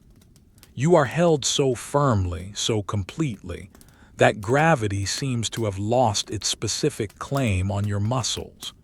You are simply a warm consciousness suspended in a void of comfort. The fire, which has been your companion and guardian throughout the evening, has entered its senescence. The logs, once distinct cylinders of oak, have collapsed into a singular glowing mass of charcoal. The structure of the fire is now geological. It resembles a miniature mountain range of glowing peaks and dark valleys. The light it emits is no longer the bright, cheerful yellow of open flame, but a deep, somber crimson, the color of a dying star. This red light pulses with a slow, biological rhythm, brightening slightly as a draft finds its way through the ash to feed the embers, then dimming as the oxygen is consumed. This light does not illuminate the room so much as it stains the darkness. It touches the rough texture of the stone hearth, turning the gray granite into a landscape of ruddy shadows. It catches the brass of the warming pan hanging on the wall, creating a dull, golden reflection that looks like a sleepy eye watching over the room. But beyond the hearth, the room has been surrendered to the night. The corners are pools of absolute blackness, soft and impenetrable. You shift your leg beneath the covers, a movement of perhaps 2 inches. The friction of the wool sock against the linen sheet sends a dull vibration up your shin. It is a comforting sensation, a tactile confirmation that you are still physical, still present. The warmth in the bed has now reached its peak. The heat generated by your body is trapped perfectly by the layers you so carefully arranged. The sheet, the lamb's wool, the boiled felt, the heavy coverlet. It is a fortress of thermal engineering. You become aware of the air in the room. It has changed. The sharp, woodsy scent of the smoke has mellowed, settling into the furniture and the curtains. Now, creeping in underneath that scent is the smell of the cold itself. It is a clean, metallic scent, like the smell of iron left out in the snow. It is the smell of the stone walls cooling down. The walls are 2 feet thick, but the cold of a -20-degree night is patient. It presses against the exterior, seeking every microscopic fissure in the mortar, every gap in the leaded glass. It is a siege, silent and invisible. But the siege cannot touch you. You are insulated. You are the kernel inside the nut. Your mind drifts to the window again. You cannot see it in the dark, but you can feel its presence. You imagine the glass panes. The frost must be an inch thick by now, a complex forest of ice crystals growing inward. You visualize the patterns, ferns, feathers, jagged mountain ranges of ice. They are beautiful and deadly. If you were to touch the glass now, your skin would stick to it instantly. But you are 10 feet away, buried in wool. The distance feels infinite. The wind outside has changed its song. It is no longer a constant drone. Now it comes in long, slow waves like the breathing of a giant. Woo-whoosh, silence, woo-whoosh, silence. Each gust buffets the house, and you can hear the faint, high-pitched whistling as the air rushes over the chimney pots high above on the roof. It is a lonely sound, a reminder that you are a tiny speck of warmth in a vast, indifferent landscape. But the loneliness is not sad, it is cozy. It emphasizes your safety. The worse the weather sounds, the better the bed feels. You focus on your feet. They are the warmest part of you now, encased in the Angora socks and buried under the heaviest part of the blankets. You wiggle your toes. The sensation is distant, as if your feet belong to someone else. They are simply heavy, warm weights anchoring you to the mattress. You move your attention up your body, your calves, your knees, your thighs, everything is relaxed. The tension of the day, the carrying of water, the chopping of wood, the walking through snow, has dissolved. Your muscles are fluid, melting into the mattress. Your stomach rises and falls with your breath. It is a slow, oceanic motion. In, out, in, out. You listen to the sound of your own breathing. It sounds loud in the quiet room.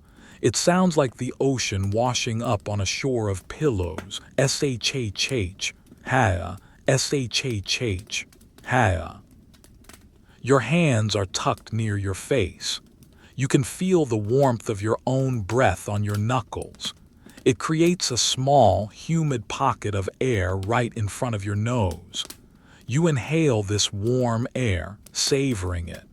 It smells of you, of life, of sleep. You let your mind wander to the objects in the room, invisible in the dark. The heavy oak wardrobe. It stands in the corner like a sentinel. Inside hang your wool tunics, your heavy cloak, your linen shirts. They are cold now, stiff with the chill of the room. You imagine them hanging there in the dark, waiting for the morning. You feel a pang of sympathy for them, cold and empty, while you are warm and full. You think of the water pitcher on the washstand. The ice on the surface has likely thickened. It is no longer a thin film. It is a solid plate. If you were to pour from it now, the water would have to break through the ice with a crack. The thought of that cold, trapped water makes you shiver pleasantly. You snuggle deeper into the pillow. The pillow itself is a marvel. The linen case has warmed to your skin temperature, but if you press your head deeper, you can feel the coolness of the straw and feathers in the center. It is a refreshing coolness, not a freezing one.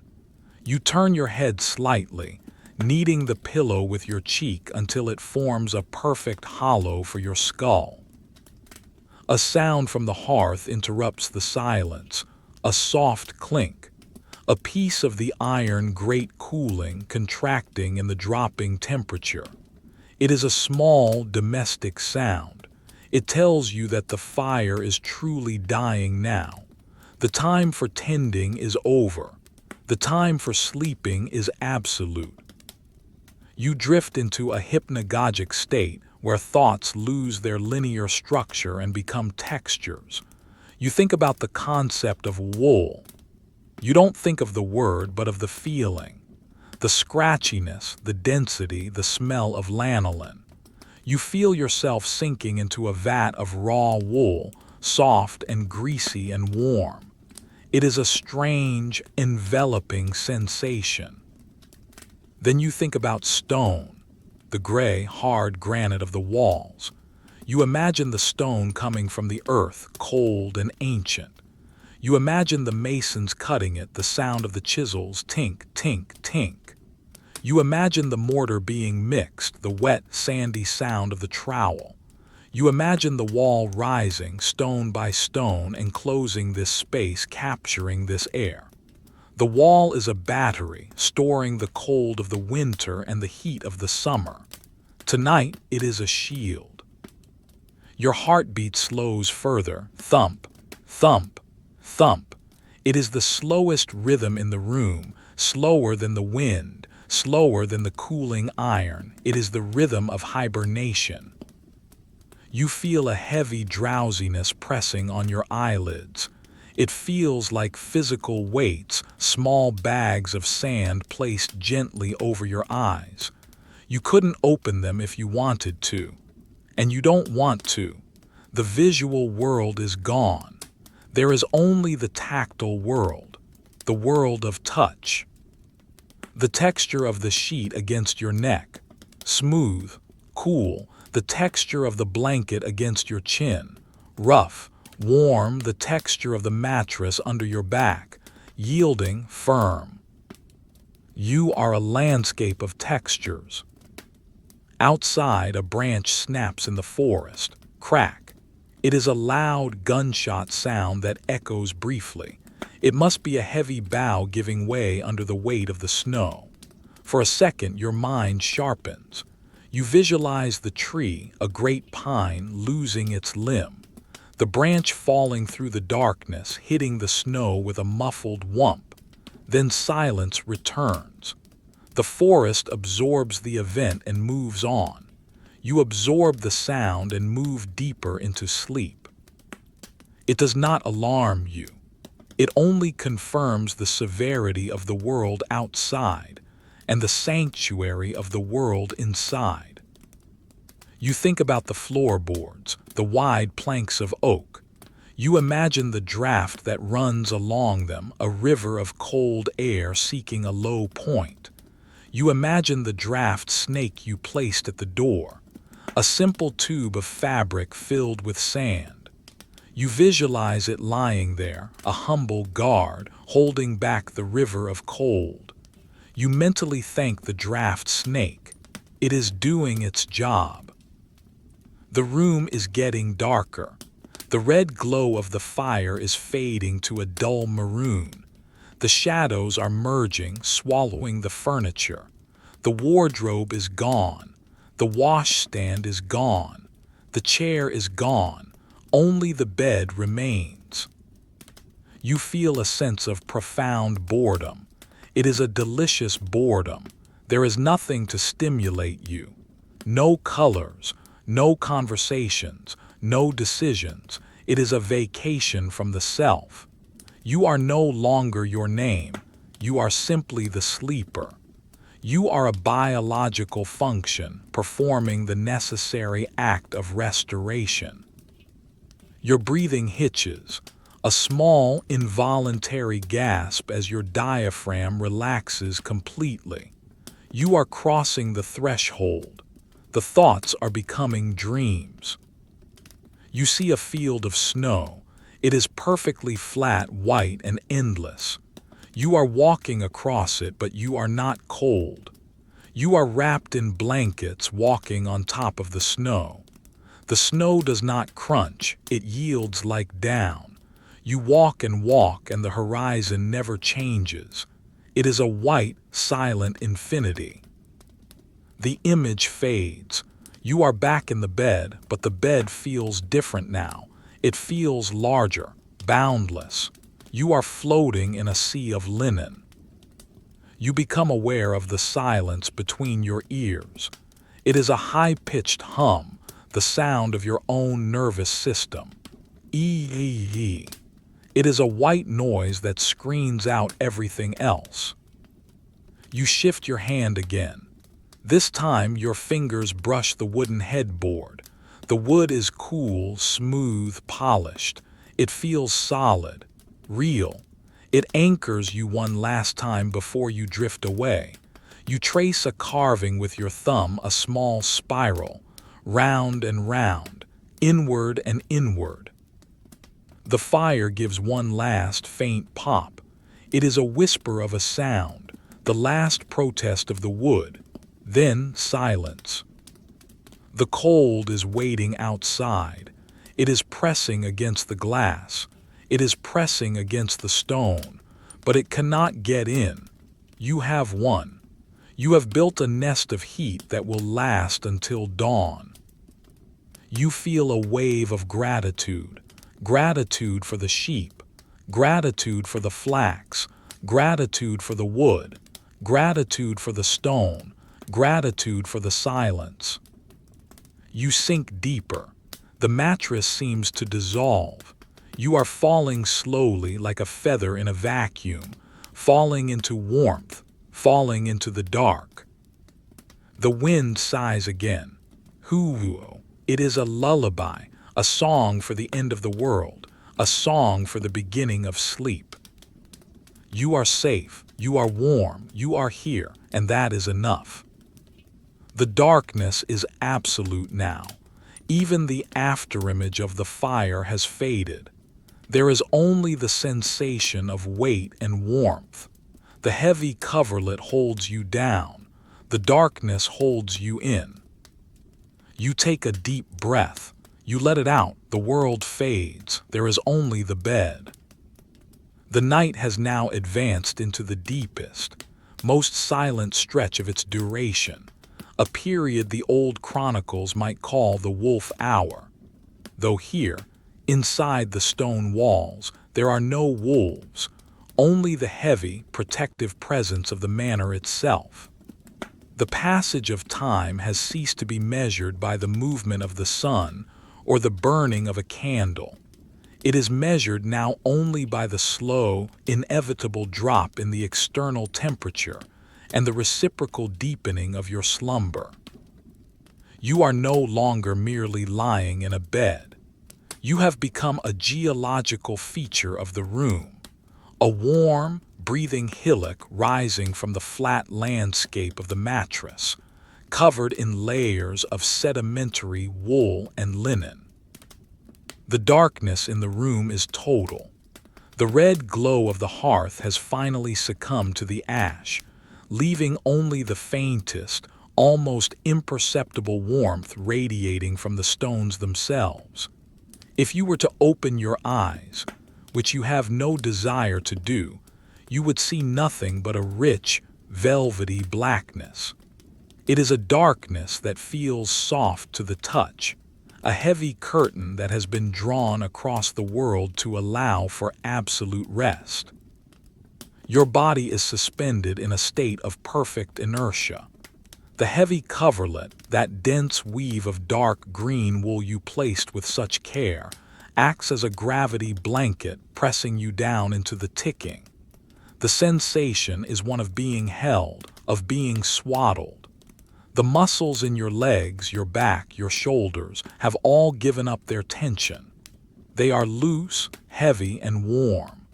You feel as though your bones have turned to liquid, melting into the structure of the bed. Let us focus on the silence. It is not an empty silence. It is a textured silence built from the absence of the day's friction. Beneath the low, constant thrum of the wind outside, which has now become a background radiation of sound, a white noise as consistent as the sea, there are the microscopic sounds of the house surviving the cold. Listen closely. From the far corner of the room near the wardrobe comes a faint tick. It is the wood of the floorboard contracting by a fraction of a millimeter as the ambient temperature of the room settles. It is a dry, precise sound. Then from the ceiling, a soft creak. The heavy oak beam carrying the weight of the slate roof and the snow is adjusting its burden. These sounds do not disturb you, rather they comfort you. They are the sounds of a structure that is doing its work, a ship holding together in a storm. They confirm that the walls are standing, that the roof is holding, that you are enclosed. Your breathing is the loudest thing in the universe. Inhale. The air is drawn in through your nose, cool and dry. It travels down your throat, a refreshing stream that speaks of the winter air. Exhale. The air leaves you, warm and humid, heated by the furnace of your lungs. It dissipates into the bedding, adding a tiny amount of moisture to the dry environment under the covers. You are a machine for converting cold air into warm comfort. The space beneath the covers has become a fully realized microclimate. The temperature here is tropical compared to the room.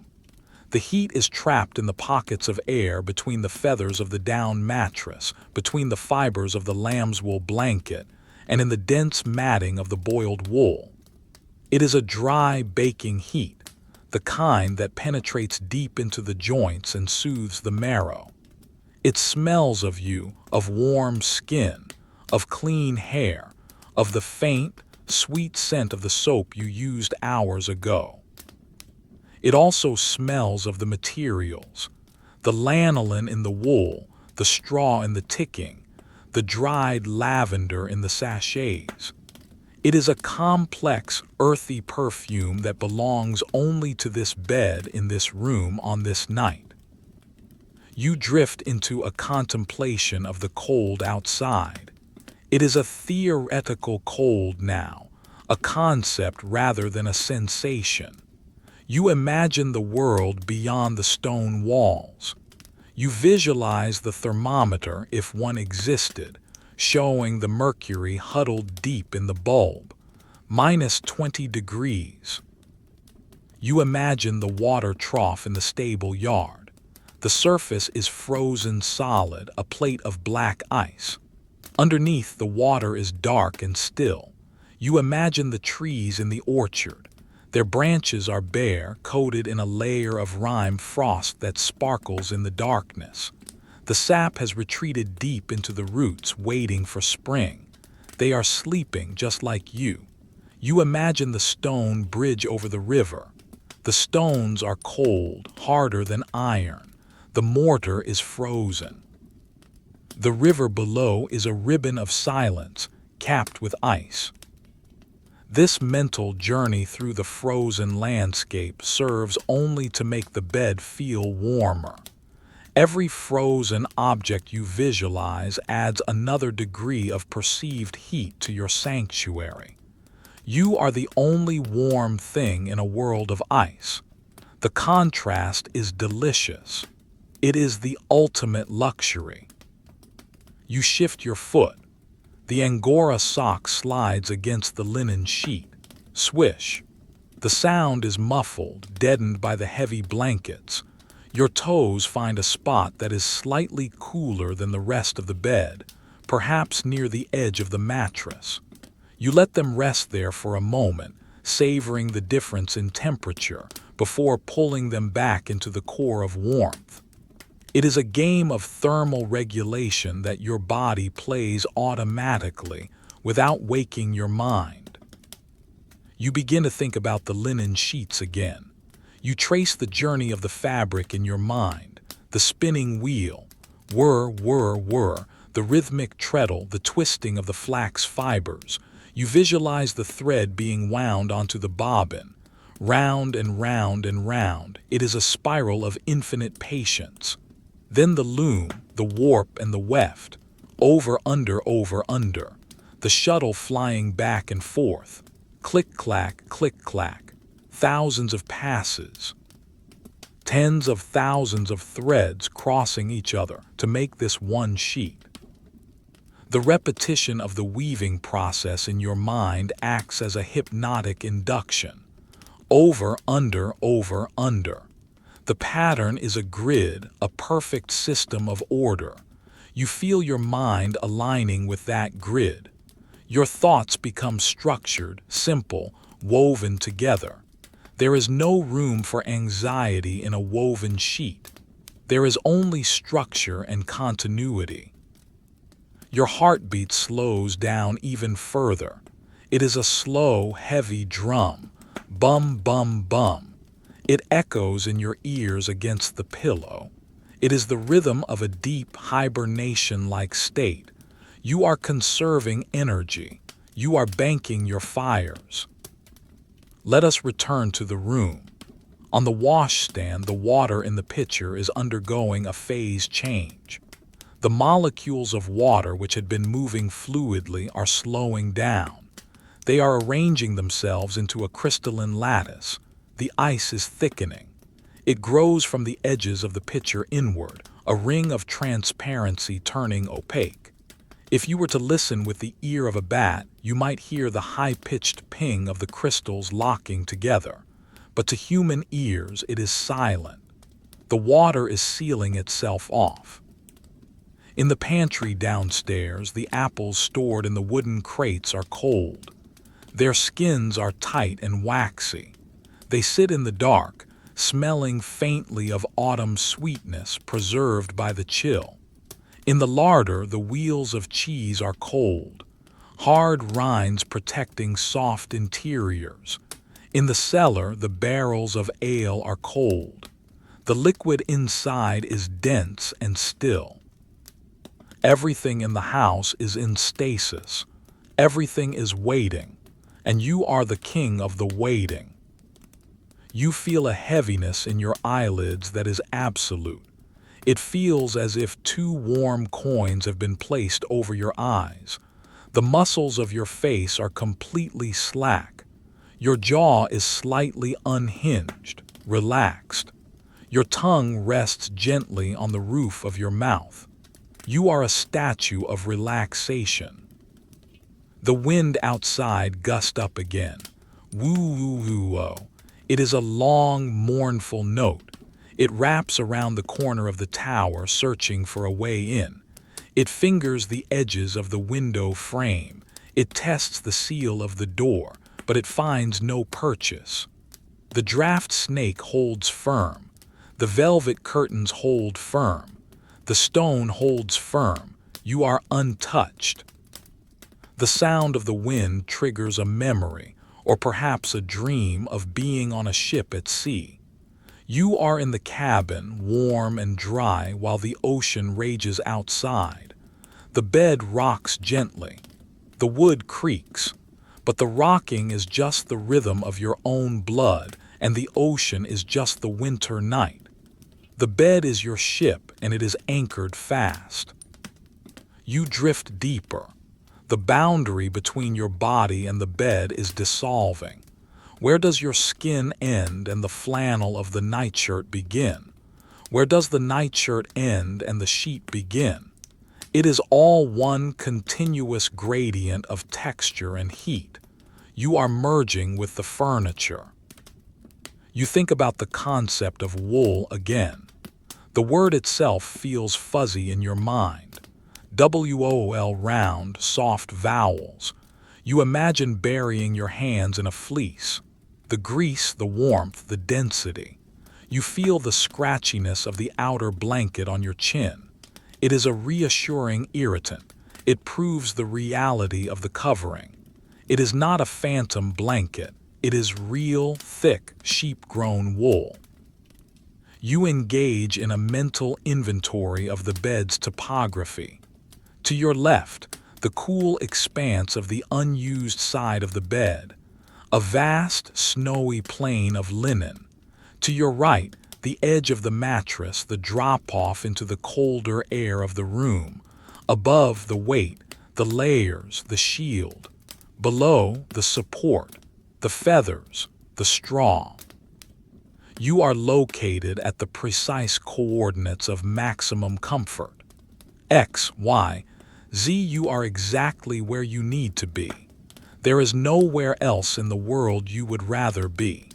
If a king were to offer you a palace, you would refuse it for this warm hollow in the mattress. The fire is now just a memory of heat. The stones of the hearth are still warm, but they are cooling. The iron of the andirons is cooling. The ash is settling. The chimney draft is pulling the last of the smoke up and out, leaving the room with air that is still and stratified.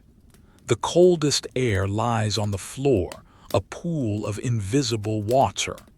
The warmest air is trapped in the canopy of the bed, hovering over you. You take a deep breath.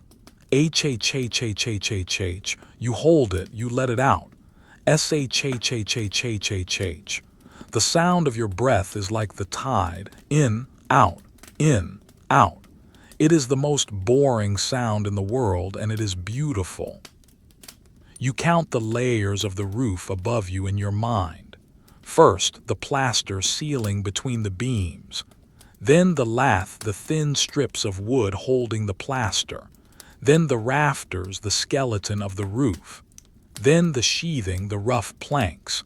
Then the felt, the waterproofing. Then the slate tiles, heavy gray stone from the quarry. Then the snow feet of it, white and insulating. 7 layers between you and the sky. 7 shields. You feel the weight of them protecting you. You are buried deep, like a bulb in the earth, waiting for the sun that is still hours and hours away. The concept of morning feels abstract and impossible. There is no sun. There is only this eternal, cozy night. The darkness is a permanent state. You are happy in it. You do not want the light. The light brings work. The dark brings this. You feel a tiny muscle twitch in your thigh, a release of residual energy. It ripples and is gone. The stillness returns deeper than before. You are floating. You are sinking. You are drifting. The texture of the linen pillowcase against your cheek is magnified. You can feel the individual threads of the weave. Vertical, horizontal, vertical, horizontal. A microscopic landscape of hills and valleys. Your skin rests on it, cool and smooth. You think about the silence again. It is heavy. It presses against your ears. It is like a blanket for the mind. It muffles your thoughts. Your thoughts become slow, viscous like cold honey. They move sluggishly. Warm, soft, safe, wind, stone. The words float by like slow-moving clouds. You do not grab them. You watch them pass. You visualize the candle you snuffed out earlier, the blackened wick, the pool of hardened tallow. It sits there on the bedside table, cold and white. It is a monument to the light that was. Now the dark reigns. The wind gives a little rattle to the window frame. Tack, tack, just a gentle reminder. I am here, says the wind. I am cold. I know, you answer in your mind. I am here. I am warm. It is a dialogue between the elements. You are the element of fire preserved in a vessel of wool.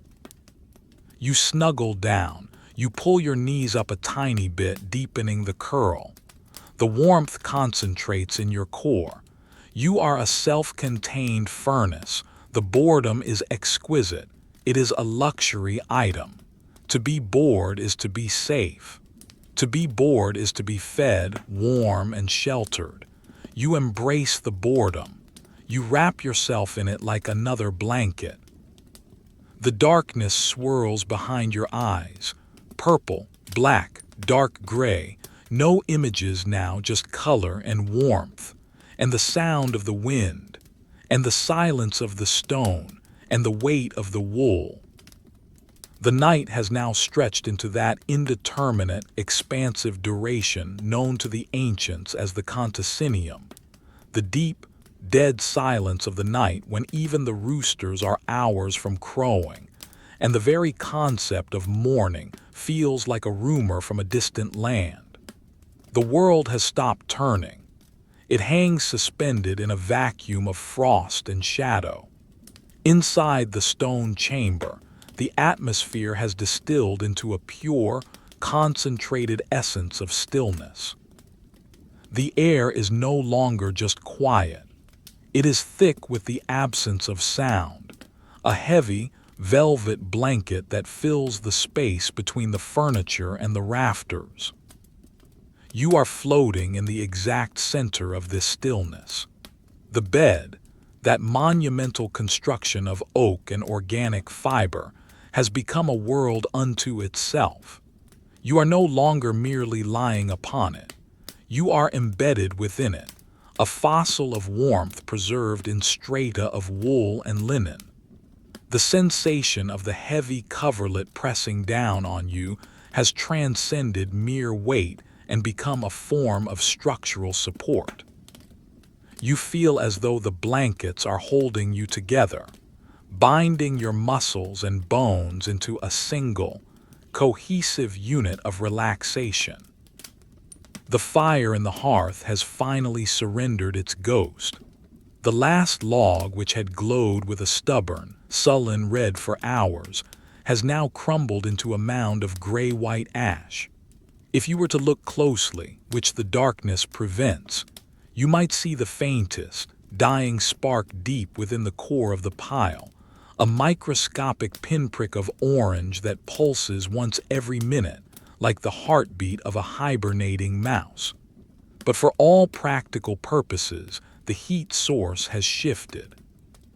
The stones of the hearth, those massive granite blocks, are still radiating a low-grade, ambient warmth, releasing the energy they absorbed hours ago back into the room.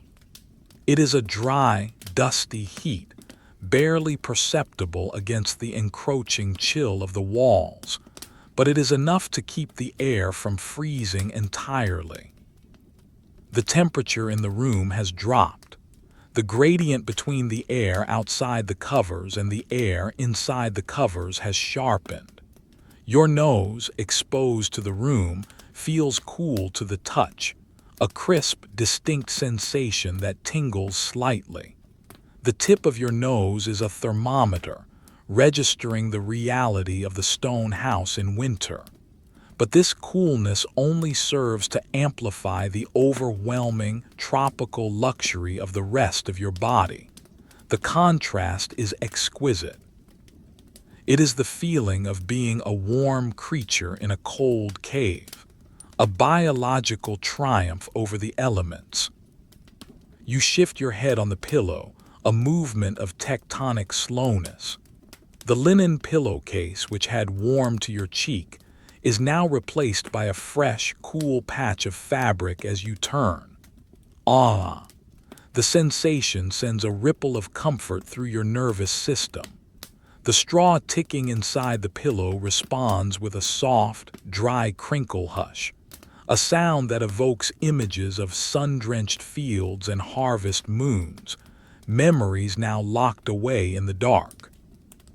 You settle into the new position, your breath escaping in a long, rhythmic sigh that is absorbed instantly by the heavy wool blankets drawn up to your chin.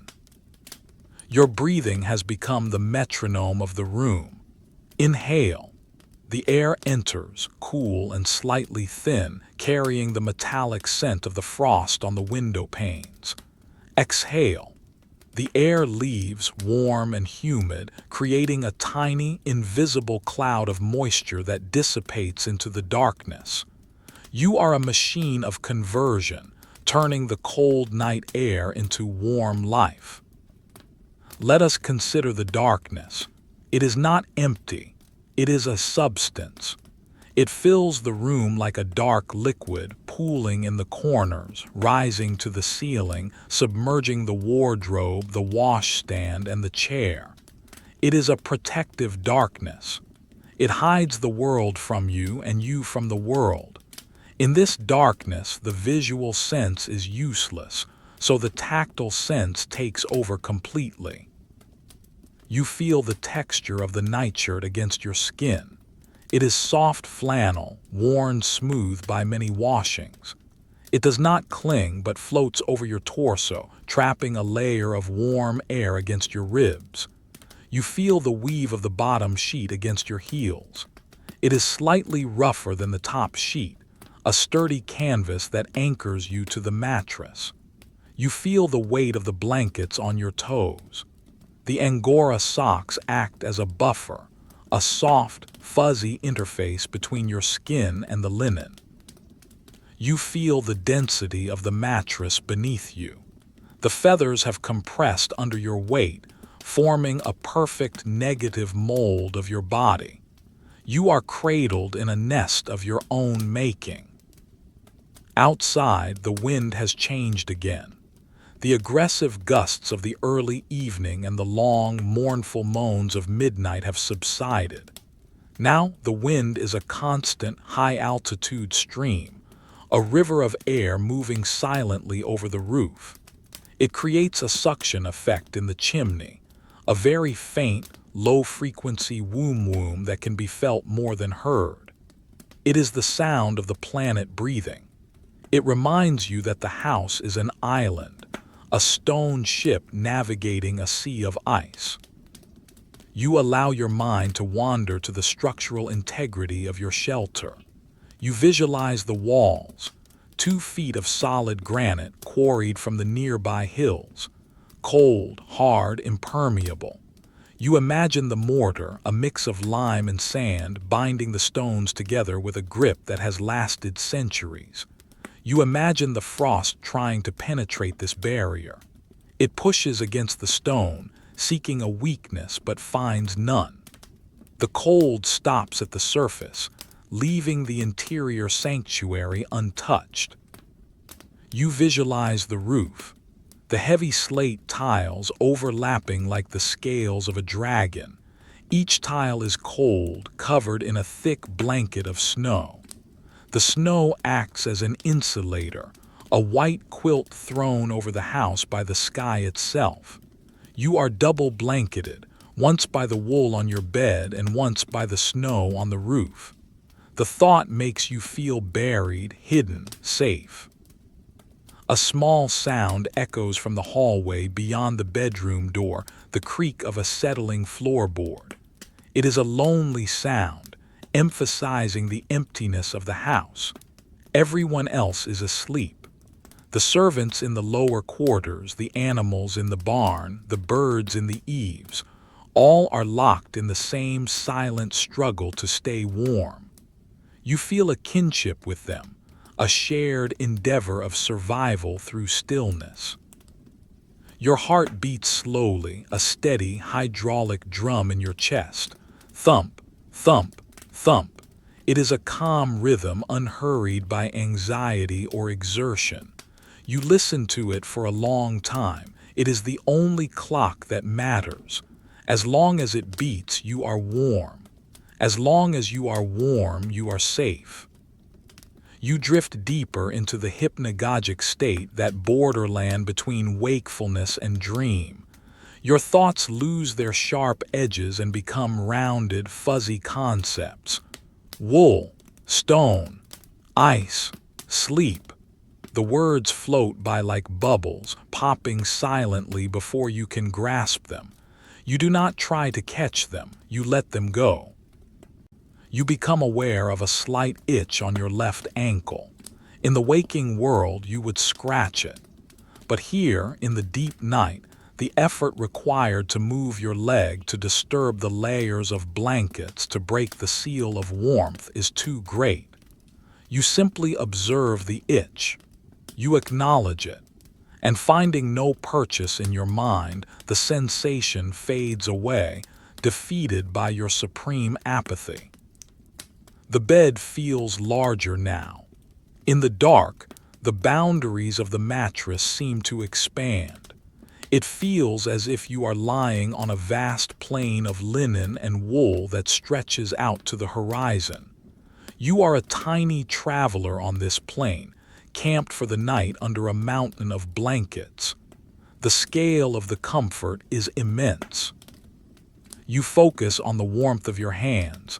They are tucked into your chest, curled into loose fists. The heat transfer is perfect. Your palms warm your chest warms your palms. It is a closed loop of energy. You feel the pulse in your fingertips, a tiny, rhythmic throbbing against your ribs. The air in the room is slowly, imperceptibly drying out.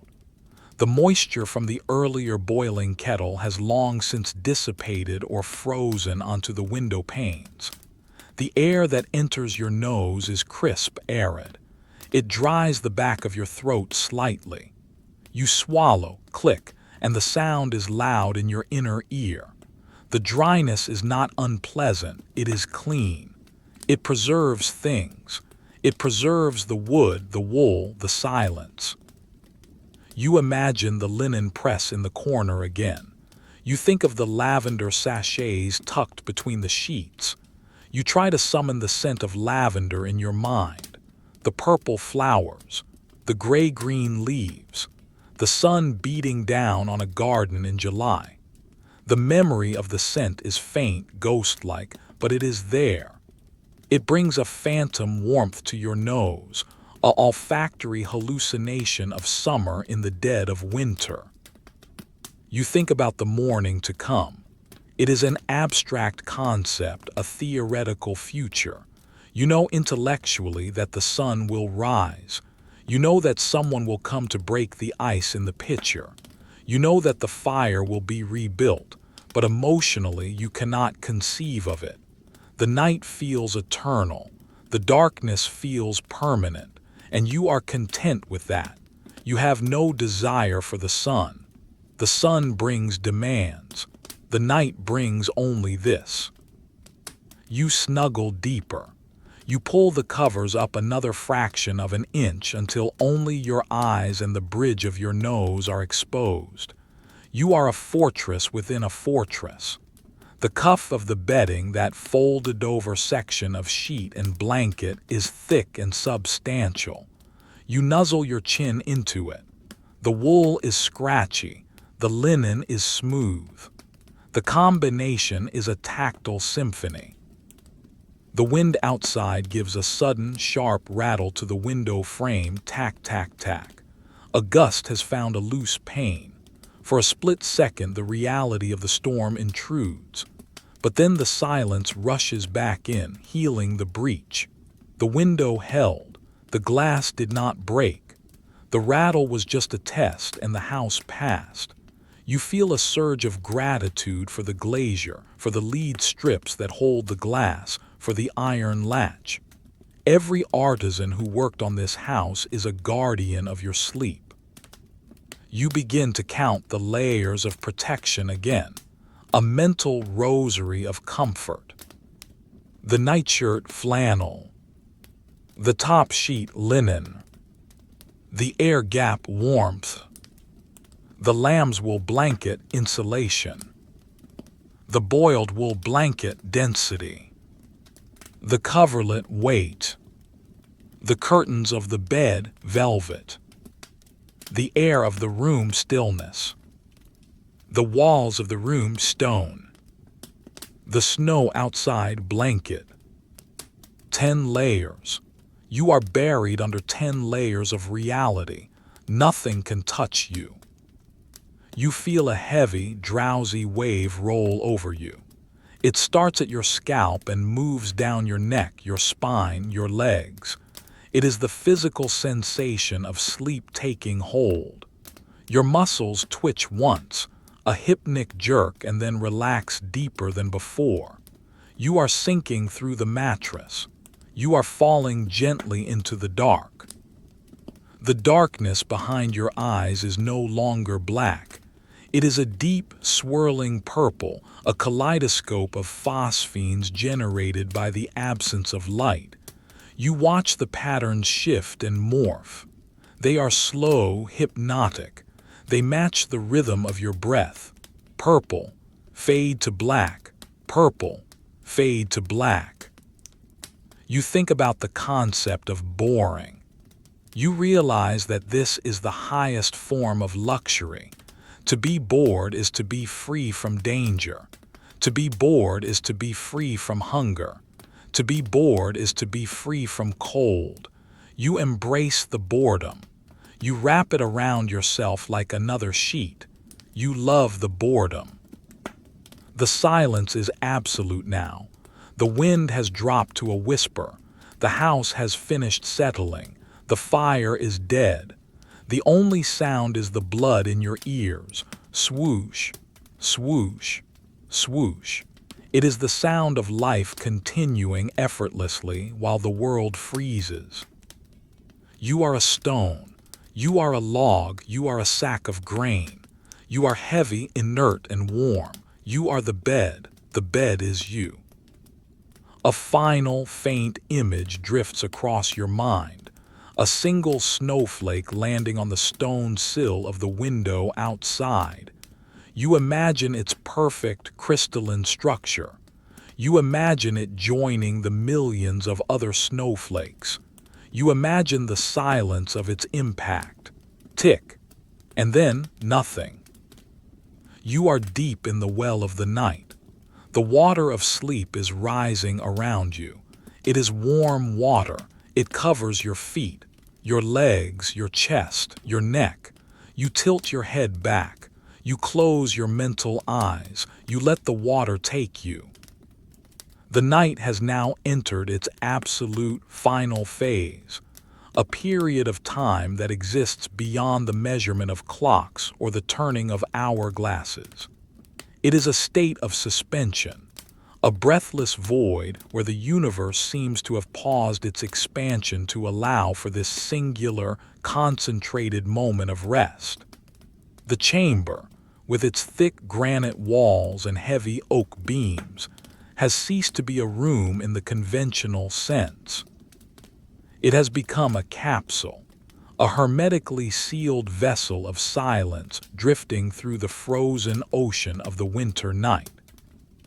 You are the pilot of this vessel, though you are no longer steering. You have lashed the wheel, doused the lights, and descended into the deepest, warmest hold of the ship. The bed is your reality. The boundaries of your physical form have blurred, softening at the edges until it is difficult to distinguish where your skin ends and the flannel of your nightshirt begins, or where the nightshirt ends and the smooth, cool linen of the sheets takes over. You are a continuous gradient of texture and temperature, a warm anomaly in a cold cosmos. The fire in the hearth is now a memory of a memory. The stones of the fireplace have released the last of their stored heat into the room, and the air has settled into a stratification of perfect stillness. The coldest air, heavy and dense, lies like a calm lake on the floorboards, pressing against the bottom of the door and the legs of the bed. But you are high above it, elevated on the mattress, floating in the slightly warmer strata trapped by the canopy and the curtains. You are an island of heat in a sea of encroaching chill, and the knowledge of that cold, the -20-degree reality waiting just beyond the glass, makes the warmth you possess feel infinite and precious. Let us turn our attention for the final time to the architecture of your comfort. You are buried under a geological formation of textiles. The bottom sheet, a foundation of sturdy homespun linen anchoring you to the earth. The sleeper, a core of biological warmth, the furnace of the system. The top sheet, a layer of refined, smooth flax, the cool interface that soothes the skin. The lamb's wool blanket, a loft of trapped air, the primary insulator. The boiled wool blanket, a dense felted barrier impervious to drafts. The outer coverlet, a heavy dark green shield, the gravity that holds it all together. These layers are not merely covering you, they are embracing you. They press down with a weight that is almost medicinal. It is a deep pressure therapy that signals to your autonomic nervous system that you are safe, that you are hidden, that you are held. The tension in your muscles, the last lingering tightness in your shoulders, the small knot in your lower back, has dissolved completely. You are fluid.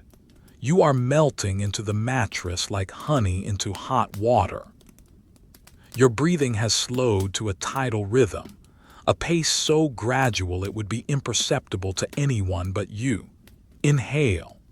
The air enters your nose, cool and dry, carrying the scent of the stone walls, and the faint, dusty smell of the floor rushes. Exhale. The breath leaves you, warm and moist, warming the underside of the heavy covers that are pulled up to your nose. You are creating your own atmosphere, a small, humid biosphere of sleep. You listen to the silence. It is not a void, it is a presence. It is a heavy physical substance that fills the room. It presses against your eardrums with a soft, cottony weight.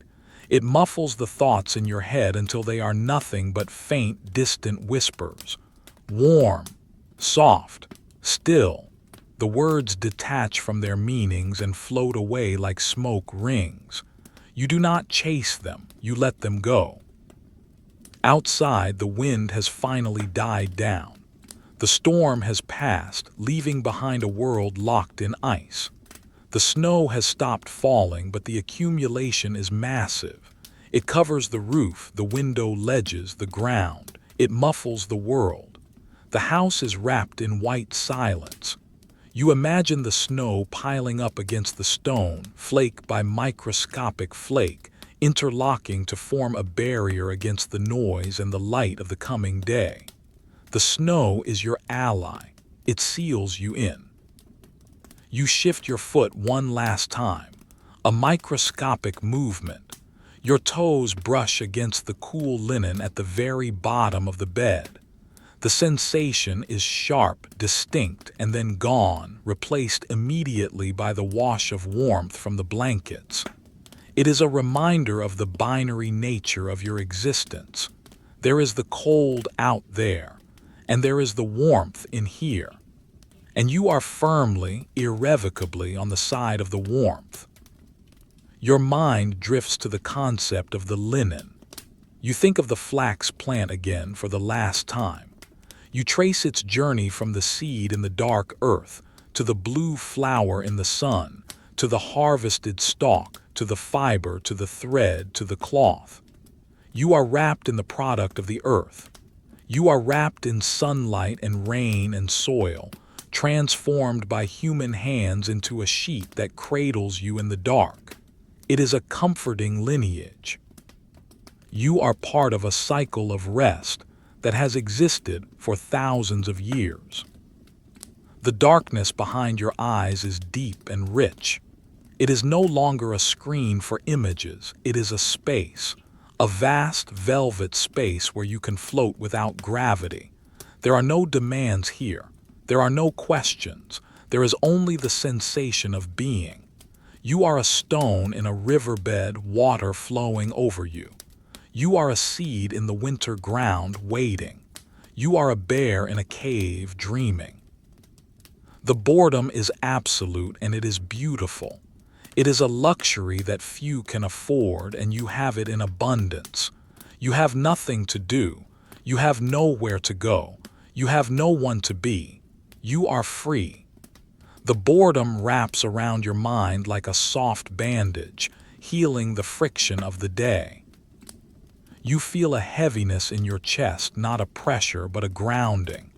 It is the weight of the blankets, yes, but also the weight of the sleep itself. It is settling onto you layer by layer just as the snow settles on the roof. Layer 1, relaxation. Layer 2, drowsiness. Layer 3, drift. Layer 4, dream.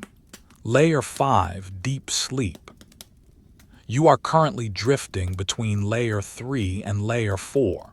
The membrane is thin. You can feel yourself slipping through it. You become aware of the pillow beneath your head. The straw ticking has ceased to rustle because you have ceased to move. The pillow has conformed perfectly to the shape of your skull. It supports your neck with a firmness that feels custom-made. The scent of the dried herbs, the lavender, the hops, the sweet woodruff, is faint now, almost gone, but it lingers as a ghost of a smell, a suggestion of summer meadows that calms the primitive part of your brain. Your heart beats, thump, thump, thump. It is a slow, majestic drum. It beats for you. It beats for the room. It beats for the silence. You realize that your heart and the house are one. The house has a pulse, too, the slow contraction of the timbers, the settling of the stone. You are synchronized with the structure. You are the heart of the house. The cold outside is a predator that has given up. It circles the house, sniffing at the cracks, but it cannot enter. The draft snake at the door holds the line. The velvet curtains hold the line. The stone walls hold the line. You are the treasure in the vault, and the vault is secure. You visualize the water in the pitcher on the washstand one last time. It is frozen solid now, a block of ice in a ceramic vessel, silent, still, perfect. It will wait for the morning. Everything will wait for the morning. The morning is 1,000 years away. You let your mind slide down the slope of the mattress. You are sliding into a valley of wool. The sides of the valley rise up around you, soft and white and gray. You are at the bottom, protected from the wind, protected from the light. The sensation of the sheets against your skin is the only sensory input left. It is a smooth, continuous touch. It defines your boundaries, and yet it dissolves them. You are the sheet. The sheet is you. You take a deep breath. H-H-H-H-H-H-H-H. You hold it for a heartbeat. You let it out. S-H-H-H-H-H-H-H-H. The sound is like the ocean receding. It takes with it the last shred of consciousness, the last lingering thought about the fire or the snow or the linen. There is only the sensation of sinking, sinking, sinking. The darkness turns a shade deeper, from charcoal to obsidian, from obsidian to the void. It is a warm void, a safe void. You are floating in it. You are safe. You are warm. You are bored.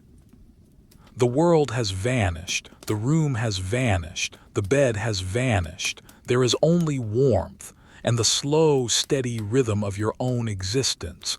In, out, in, out. The wool is heavy. The night is long. The sleep is deep.